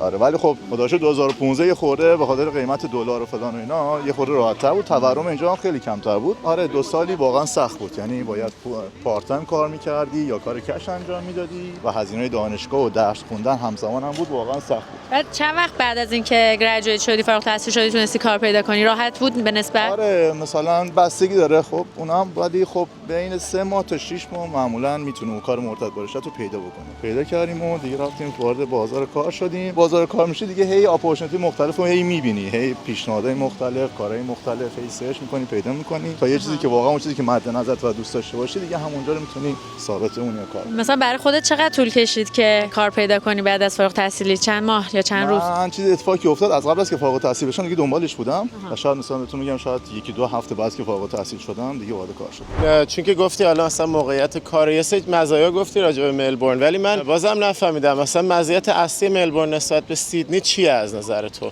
من 2-3 بار تا حالا سیدنی بودم. یکی از جال بچه‌ها که سیدنی هم هستن بهم میگن یکی شلوغی اونجا و هزینه‌های زندگی اونجا خیلی بیشتر از ملبورنه. رقابت کاری خورده واقعا سخت‌تره واقعا کار پیدا کردن و رقابت داخل بازار کار واقعا سخته یه خورده، ولی خب واقعا آب و هوای خوبی داره، نایت لایف خیلی خوبی داره نسبت به ملبورن. جدی میگی؟ من خب پس چرا میگن ملبورن معروف ترین نایت لایف استرالیا رو داره؟ واقعا ما همیشه سوالمون بود واقعا برای چی باید بگن ملبورن واقعا بهترین نایت لایف رو داره، چون که واقعا ما سیدنی بودیم واقعا به نظر من نایت لایفش خیلی بهتر از اینجا بود. حالا نمیدونم تو تایم بود که ما هالیدی بودیم رفته بودیم اونجا، چون واقعا میگن شبایی که مثلا تو زمستون اینجا واقعا سرده و یعنی اون سرمایه باعث شده کیفیت نایت لایف رو کمش بکنه، ولی واقعا سیدنی اینجوری نیست. من با ظاهر نظر من. به نظرات مخالفم بدی. آره نظر مخالف میاد رو سیدی. خب اگه بخوای 3 تا از معایب زندگی توی ملبورن رو بگی چیه؟ یکیش که گفتی آب و هوایی که ممکنه یهو مثلا تو یه روز 4 تا فصل رو تجربه کنی. آب و هواست. معایب دیگه رو واقعا خیلی سخت بخوام پیدا کنم واسه ملبورن گفتن. معایب دیگه کمک به تقلب برسون. تقلب آخه ما اینقدر معایب نداریم واقعیتش. اینقدر چیزای خوبه که حتی به نسبت چیز دیگه که در ارتباط با سیدنی و ملبورن بود اینه که از نظر کوالیتی لایف خب تقریبا خیلی به هم شبیهن. حالا غیر از اینکه به سیدنی مقدار خیلی شلوغ‌تر هست، درآمدها یکسانه ولی خرج‌ها توی سیدنی رنت، خرید خونه و اینا خیلی بالاتره. میگم کوالیتیش عین همه ولی خب اون بار خیلی خرج بیشتره. یه خونه کوچیک مثلا می‌خوای توی سیدنی بخری با خونه ویلای اینجا قیمتش یکیه. ولی معایب واقعا معایب سخته. باید یه معایب پیدا کنیم حداقل واسه این مصاحبه ها بتونیم بگیم. اینه که از جاهای خوشگله که گفتم اگه می‌خوایم ویدیو ازش بگیریم اسمش اولد ترژری بیلدینگ هست و جزء ساختمان‌های قدیمی و خوشگل اینجاست. که باز میاری بر عروس و مادر اینجا عروس و مادر میاریم عکس و فیلم میگیریم. اینه که از لوکیشنمون ملبورن هست. حالا از اون سمت هم که بخوایم بریم جلوتر پارلمنت هاوس هست که اونجا هم خیلی خوشگله و یکی از قدیمی ترین هتل های ملبورن هم که دقیقاً باز اون سمت هست که جلوش بعضی وقتا با درشکه میان عکس میگیرن با ماشینای قدیمی لیموزین. چرا حتما به نظرم میتونیم اونوری بریم، بچه‌ها داشتن اونوری میرفتن همینطوری موندیم. بریم این برو میبینیم، بعد اگه خواستیم میریم پشت سرش پارکای خیلی خوشگله اونم ببینیم. این ساختمان خیلی معروفه چون که ساختمان سابق ترژری یا مالیاتگیری که البته والا یه توصیف دیگه ازش داشت، تیغ‌زنی و زورگویی. همینه دیگه. دقیقاً. خب حالا بریم سراغ سوال آخرمون از سدی که احتمالاً خیلیاتون دوست دارین راجبش بدونین. چه بیشتر بپرسی؟ نمیشه یه سوال بیشتر. ببین میدونی که کلا هزینه ها اینجا چجوری؟ هزینه اجاره مثلا یه خونه یا یه آپارتمان 2 خوابه معمولی تو یه جای معمولی شهر که نه خیلی حالا گرون باشه نه خیلی هم جای بدی باشه، معمولا چقدره برای کسی بخواد بیاد اینجا اجاره کنه؟ ببین آپارتمان 2 خوابه فکر می‌کنم تقریبا روی 700 800 دلار باشه تقریبا الان. البته خب بازم خیلی فرق می‌کنه که کجا داری در ماه این در هفته تقریبا آره 700 800 دلار هست، ولی خب این میتونه حالا کمتر هم بشه بستگی به لوکیشن، میتونه بیشتر هم بشه، ولی خب تقریبا حالا مثلا اطراف حالا منطقه ما که میشه منطقه دونکستر که میشه منطقه ایرانی‌های ملبورن و اینکه بیشترین تجمع ایرانی‌های استرالیا هم دقیقاً تو همین منطقه دونکستر، یعنی همه جا داره ایرانی زیاده ولی دونکستر بیشترین درصد ایرانی‌ها رو توی یک نقطه متمرکز داره. اون محله چجوریه؟ مثلا محله خوبه؟ جزو منطقه خیلی خوبه که میگن حالا یکی از دلایلش حالا درست و غلطش رو نمیدونم ولی یه پارتش به خاطر چاینیزا بوده که شروع کردن اومدن و خب ایرانی‌های قدیمی که اومدن حالا همه اومدن توی این منطقه و خب جزو منطقه‌ای هست که خب خوشگله، امنیت خوبی داره، ولی خب از مشکلاتش هم اینه که مثلا دسترسی به پابلیک ترانسپورت و اینا نداره، یعنی ما مثلا نزدیکمون ترام و ترین استیشن و اینا نیست. کلا یعنی تو شهر پابلیک ترانسپورتیشن خوبه نه؟ خیلی خوبه آره، و خب خیلی جاها این پابلیک ترانسپورت توی مثلا سابربای اطراف داره ولی مثلا دونکستر جزء سابربایی هست که نداره، ولی باز هم منطقه گرونی هست و منطقه خوشگلی هست. هست. اینجا اگه مثلا یکی بخواد آپارتمان 2 خوابه اجاره کنه چقدر میاد براش؟ تو همین محله ایرانی‌ها. تو منطقه همون هولوش 700 800 تایی که تقریبا گفتم بهت. آره نه در هفته.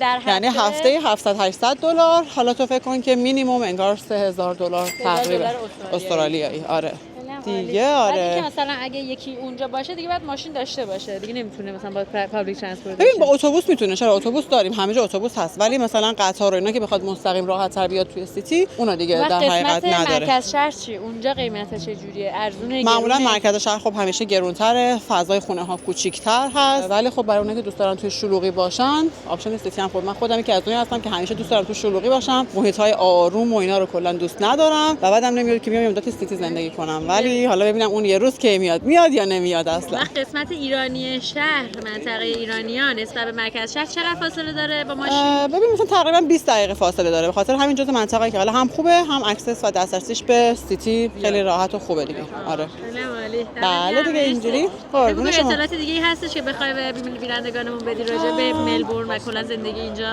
چیز خاصی الان که یادم نمیاد، ولی حالا همینطور داریم راه بریم اگه یادم اومد یهو میپرم وسط میگم این یکی هم بذار بهتون بگم. ولی ملبورن از همه شهرها بهتره، هر کی میگه سیدنی، رقابت بین ملبورن و سیدنی همیشه این جنگو داریم. ملبورن خیلی بهتره، ولی خب بخوام باهاتون صادق باشم طبق داستان قبلی اینه که خب واقعا هوای جالبی ما نداریم. همش این باده میبینیم، باده میاد که فیلممون قشنگ میکنه، خودمون هم یخ میکنیم. حالا راجع به مخارج و اینا اینجا صحبت کردی، حالا میخوام ببینم که راجع به زندگی با بچه و کلا تشکیل خانواده دادن و اینا چجوریه برای بچه‌ها؟ امکانات خوب فراهم هست؟ دولت کمکشون میکنه؟ اینا رو هم بهمون میشه بگی؟ ببین حالا اینکه چقدر کمکشون میکنه اینا رو چون من حالا خودم تجربه با بچه بودم اونجوری ندارم، ولی از نظر تفریحی، از نظر جاهایی که میشه برن، از نظر اینکه خیلی چیزا براشون مجانی باشه، حالا چه تو روزهای خاص مثلا حالا روزهای یک شنبه و اینا یه چیزا براشون مجانی هست، مرتب آفرهای مختلف دارن و اینکه کشوری هست که به همه گروهی خیلی خوب احترام میذاره، از بچه گرفته حالا تا خانم‌ها اینا همه چیز، یعنی همه براش اولویت دارن و اینکه بچه‌ها به نظر من چیزی که دارم میبینم واقعا زندگی قشنگ و خوبی دارن، از انواع اقسام پارک‌ها و وسیله‌های بازی و خب خانواده‌ای که انگار یاد گرفتن که باید تایم دقیقاً بگذرونن به بچه‌هاشون. حالا چیزی که شاید خیلی تو ایران ما نمی‌دیدیم اینجا خیلی می‌بینی که اصلا حتی یه بابایی هست که با 2 تا یا 3 تا بچه داره برای خودش راه میره، بچه‌ها رو میگردونه توی خیابونا و توی پارک‌ها و این داستان‌ها. پشت سرت هم که ویدیو گرفتی، اینجا پارلمانت ویکتوریا هست. اینم دوباره جزو یکی از لوکیشن‌های خوشگلی هست که ما عروس دومادامون رو میاریم و بعضی وقتا مثلا اینجا نزدیک 5 تا بله عروستون آورد دوماد رفته گل بچینه. ببین بعضی وقتا مثلا اینجا 6 تا 7 تا عروسه، یعنی مثلا توی پله 2 تا هست، میری بالا بین جلوی هر کدوم از این درا دوباره 2 تا هست و اینکه میان اونجا یه سری عکس میگیرن. اینم که اون هتل قدیمی است که بهت گفتم، جزء قدیمی ترین هتل‌های ملبورن و اون جلوی هتل در ورودیش یه طاق خیلی خوشگل داره. بعضی وقتا عروس دومادو با درشکه و اسب میارن عکس خوشگل میگیرن، بعضی وقتا با لیموزین هست، بعضی وقتا کلا ماشینای خوشگل عروسی میارن اونجا پارک میکنن و عکسای عروسی رو اونجا میگیرن. با تشکر از سیدی عزیز که توی ملبورن واقعا کار منو راحت کرد. الان تک تک اینا رو باید میرفتم توی جمینای چت جی پی تی سوال میپرسیدم راجع بهشون، بتونم بیام 4 تا اطلاع راجع بهشون بدم، آخرش هم ناقص میموند. دمت گرم واقعا. میخوایم استخدامت کنیم از این بعد بیای همه جا برامون توضیح بدی. همه جا. آره موقع خودم باید برم چت جی پی تی مطالعه کنم. ولی استرالیا به جز ملبورن جای دیگه هم همینقدر خوب راجع بهش اطلاع داری؟ بعد چون من خودم خیلی زیاد سفر میکنم و اینکه چون که حالا خیلی تقریبا الان 10 سالی هست که توی کار فیلمبرداری و عکاسی هستم توی استرالیا و نزدیک به 100 تا کنسرت تا حالا فیلمبرداری کردم. آره و اینکه خب خیلی هنرمندای بزرگی تقریبا تا میگم همه رو کار گرفتم، از حالا ابی، معین، گوگوش، داریوش همه رو تصویربرداری کردم و خب به خاطر که این کار انجام میدم همراه بچه‌ها تو تور جابجا میشم و کل شهرها رو هر مثلا یه دفعه توی یک سال ممکنه که چندین بار کل این شهرها رو برم. دیگه خوبه، هم کلی دوستای خوب دارم، هم دوستا زحمت کشیدن همین اطلاعات با ما شیر کردن، به خاطر همین جاهای تاپ بقیه شهرها رو هم تقریبا خوب همه رو بلدم. دمت گرم واقعا. آره کاش با همون من سفرم دوست دارم، الان خودم اینجوریام. ساکمو بردارم راه بیفتم یه سیدنی نیام. آره واقعا کاش حداقل سیدنی رو میومدی دیگه. سال نو میخوای چیکار کنی؟ هنوزم وقت هست، هنوز همه تصمیم کبرا رو بگیرم اومدم. ایول بازم دمت گرم. قربون شما، خواهش میکنم. بریم به ادامه شهرگردیمون برسیم. نویدم اومد که عالی. اینجا یه عروس افغان داریم کنار این ساختمون داره عکس میگیره.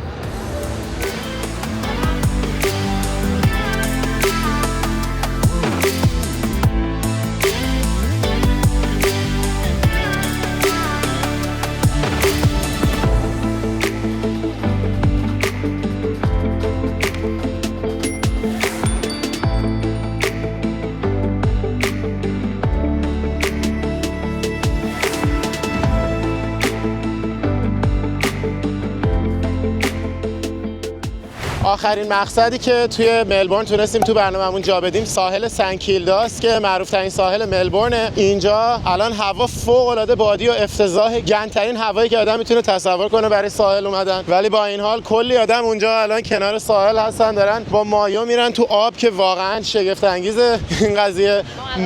شما هم میخواین برین؟ ما شیر شدیم، ما شیریم مثل شمشیر، آروم نمیگیری و امواج هم فوق‌العاده تند و افتضاح. برای موج سواری خوبه ولی هیچ موج سواری توی آب نمیبینیم. اینجا یه چیز دیگه که این ساحل رو معروف میکنه اون اسکله‌ای که اونجا هست، اگه تو غروب بیای میتونی پنگوئن ببینی. برای اینکه بتونی وارد اون قسمتی بشی که ملت وای میسن یا میشینن پنگوئن رو میبینن، مجانیه ولی باید از کلی وقت قبل رزروش کنی جاتو و دیگه ما حالا نه از قبل رزرو کردیم نه اصلا غروب هستیم امروز، به خاطر همین این فرصت رو از دست میدیم. ولی توی تزمینیا قراره یه مدل دیگه از پنگوئن‌های استرالیایی رو ببینیم که پنگوئن‌های آبی ان، دیگه به همون اکتفا می‌کنیم. ولی خیلی جالبه که توی استرالیا پنگوئن هست، اینا همون دوران خیلی قدیم اجداد مشترکشون، یه سریاشون اینجا موندن یه سری قطب جنوبن، نژادشون خیلی با هم فرق داره ولی دیگه از یه جایی به بعد متفاوت به تکامل رسیدن. ولی اینجا هم پنگوئن وجود داره. اینا کوچکترین انواع پنگوئنن که توی استرالیا ان. پنگوئن‌های آبی رو هم توی تزمینیا توی ولاگ بعدی خواهید دید.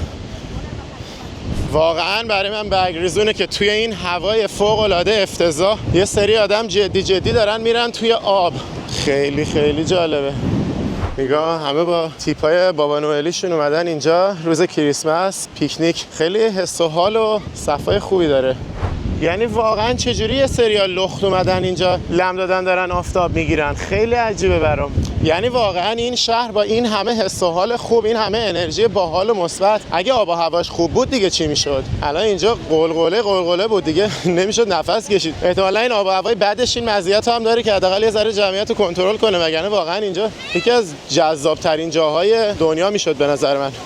میگم حالا یه سوال، این همه امکانات باحال اینجا هست، هوا خوبم میشه ملت بتونن استفاده کنن؟ آره دقیقاً بهتون گفتم واقعا تنها نقطه ضعف ملبورن همین هواش هست دیگه، هم اول بهتون گفتم. ولی خب آره 2-3 ماه معمولا خوب میشه و قرار بود هر سال، یعنی این تایم واقعا هوا خیلی فوق العاده ایه، ولی امسال استثنا خیلی عجیبه که الان آخر دسامبر. آره دقیقاً. ولی معمولا 1-2 ماه واقعا هوا عالیه و اینجا کیپ تا کیپ آدمه، یعنی واقعا یه وایب خیلی خوبی داره. پس 2 ماه به مردم فرصت میده معمولا 2-3 ماه 3 ماه 4 ماه است، ولی امسال فکر کنم خیلی کمتر داره میشه. نمیدونم واقعا چرا دلیلش چیه. امسال سردترین دسامبر ملبورن تو چند سال گذشته؟ تو 20 سال گذشته.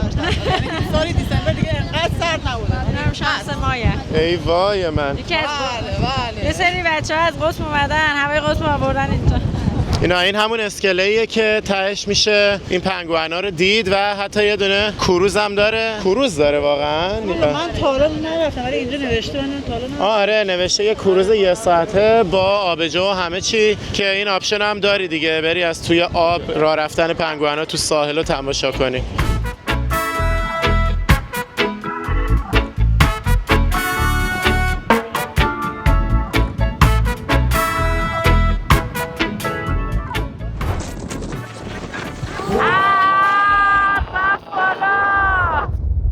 چقدر حال میده، منم دلم خواست.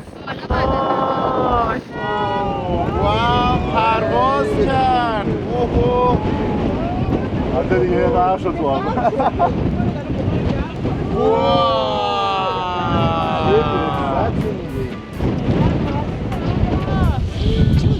یا قمر بنی هاشم.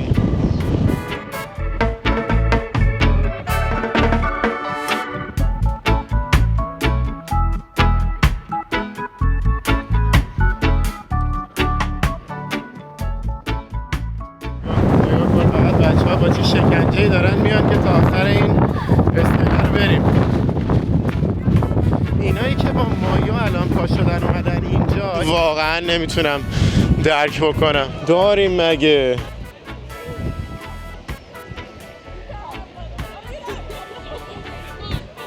وا کم هم نیستن ها، قشنگ اومدن اینجا دارن موج سوارا رو تماشا میکنن. بعضیاشون هم که انقدر جسارت دارن که میرن تو آب واقعا. ولی بازم من واقعا برام حیرت انگیزه اینا اومدن تو آب این وسط. وای اینا واقعا از تابستونشون حتی اگه یخم باشن نمیگذرن هیچ جوره. باریکالله نگاه کن تو این سرما اومدن اینجوری دارن میرن توی آب شنا میکنن. آخ من یخ کردم اینا رو میبینم. خب رسیدیم به ته این اسکله، جایی که وارد میشن برای دیدن پنگوئنا. ببینیم شانسمون رو امتحان کنیم ببینیم بهمون میدن یا نه. به نظرم خود پنگوئن شو. من بگم از خانواده پنگوئنا ببینم. اینا الان گیتشو باز گذاشتن چون که الان زمان دیدن پنگوئنا نیست. غروب که میان مردم برای پنگوئن دیدن اینجا رو میبندن و فقط برای کسایی که رزرو کردن بازش میذارن.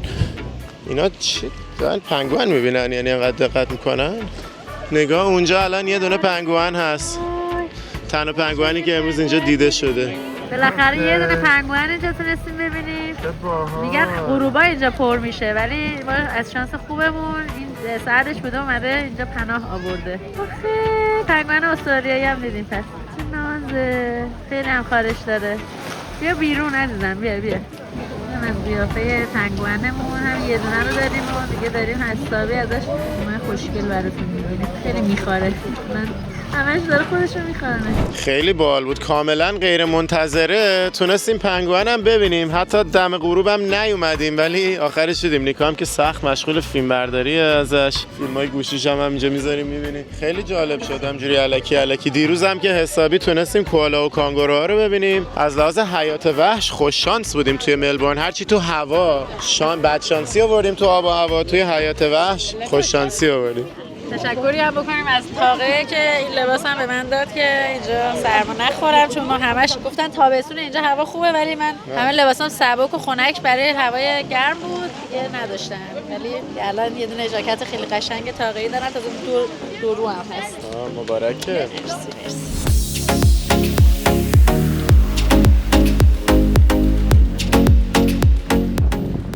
نمیشد این تاکو بفروشه به جای اینکه بستنی بفروشه؟ کاش غذا مکزیکی بود به جای بستنی.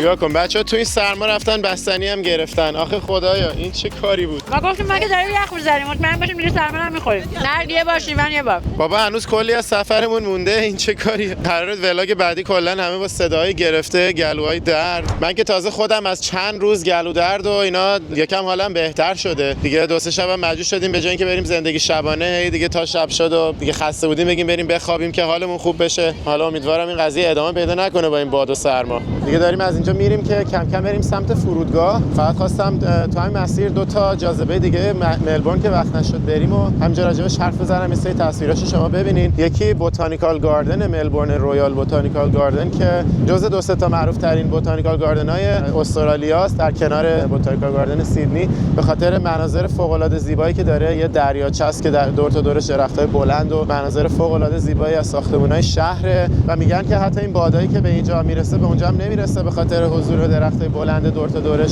خاطر همین خیلی جای معروفیه برای دوره همی و حتی رفتن تو زمانی که هوا خیلی مساعد نیست مثل امروز.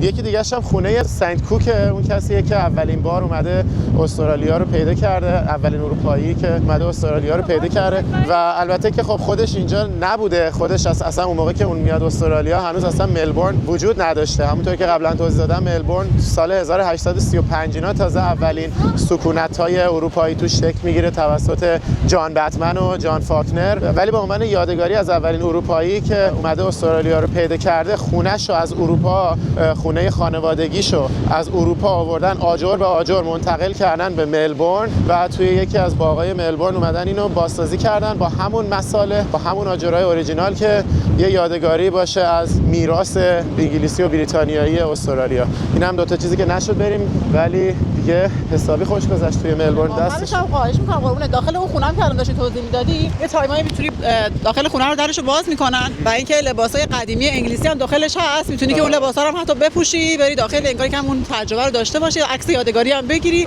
همین تایم سال البته باز نیست ولی یه تایم خاصی رو باز میکنن که مردم بتونن برن با چیکار داره میکنه با ما. آره خلاصه اینم من خودم یه بار رفتم خیلی جالب بود، تجربه باحالی بود. مرسی از اطلاعات. قربونت، خواهش میکنم. خب خلاصه امیدوارم که از ملبورن حسابی لذت برده باشین. ما که خیلی لذت بردیم. کم کم وقتشه که خدافظی کنیم با شهر زیبای شما.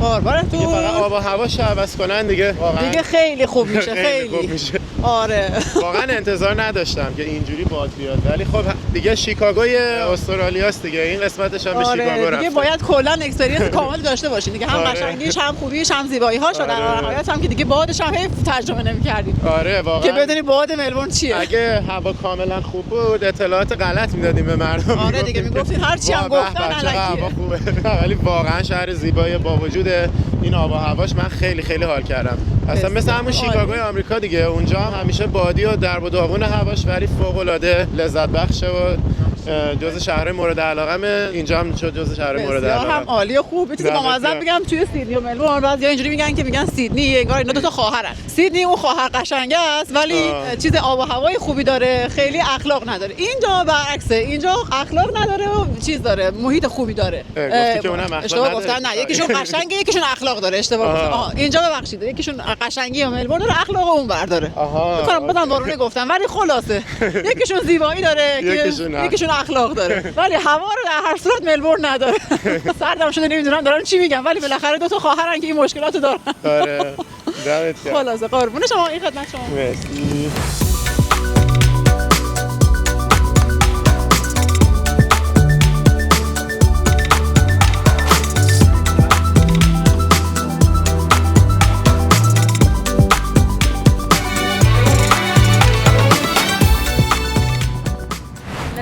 آخر ماجرا، قسمت ناراحت کننده ماجرا خداحافظی. آره دیگه حسابی خوش گذشت باهاتون. دمتون گرم. مرسی. انشالله سیدنی ببینیمتون. انشالله. اشتراک کنیم. یا اینم از پایان این قسمت از سفر. مری کریسمس. خوشحال شدیم. قربونت برم. ببینیمتون. مرسی.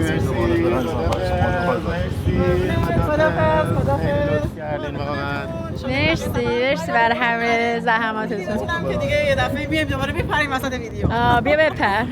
فعلا خداحافظ. بای بای. خداحافظ. نگاه اینجا بکنم که اگر اینم از فرودگاه ملبورن ترمینال 3 که اومدیم برای پروازمون به هوبارت تزمینیا. لعنتی اومدیم این لانج وی آی پی مون استفاده کنیم که ما همه به خاطر کردیت کارت های آمریکامون دسترسی داریم به لانج های مختلف تو فرودگاه مختلف که حالا تو خیلی از کشورها احتمالاً دیدین رفتیم. امروز اینم به خاطر کریسمس بسته است. هممون هم از صبح چی نخوردیم، گشنه. ساعت 5:06 عصر 6:10 است گشنه. شیشتیکی هم که دیشب از اون رستوران بقیه‌اش آوردیم خونه، اونم جا گذاشتیم هتل. حالا باید کلی بره تو پاچمون با قیمت‌های فرودگاهی بریم غذا بگیریم. ولی حداقل غذاهای خوبی داره اینجا. من نمیخورم. من غذای اون شیشتیکی که جامون رو میخوام بگیرم. غذاشو بخور. آره من غذا میخورم. این هم هواپیمای ما ایرلاین باکره. این هم از پایان سفر ملبورن دیگه داریم سوار پروازمون میشیم، میریم سمت تزمینیا. با تانزانیا اشتباه نگیرین، تانزانیا تو آفریقاست، تزمینیا تو استرالیا و است. یه دونه جزیره کوچولو که یکم از استرالیا از خود اون میلندش افتاده دور. و میگن هم خیلی خوشگله. خب اگه از این ویدیو هم لذت بردیم و یه دونه لایک از کانالمون حمایت کنید و سابسکرایب کنید که ولاگای تزمینیا و سیدنی و بریزبین و اونا هم از دست ندید. هنوز کلی جا مونده توی استرالیا، 6-7 تا ویدیو دیگه حداقل مونده و در ادامه مسیر با ما همراه باشید تا ولاگ بعد. بدرود.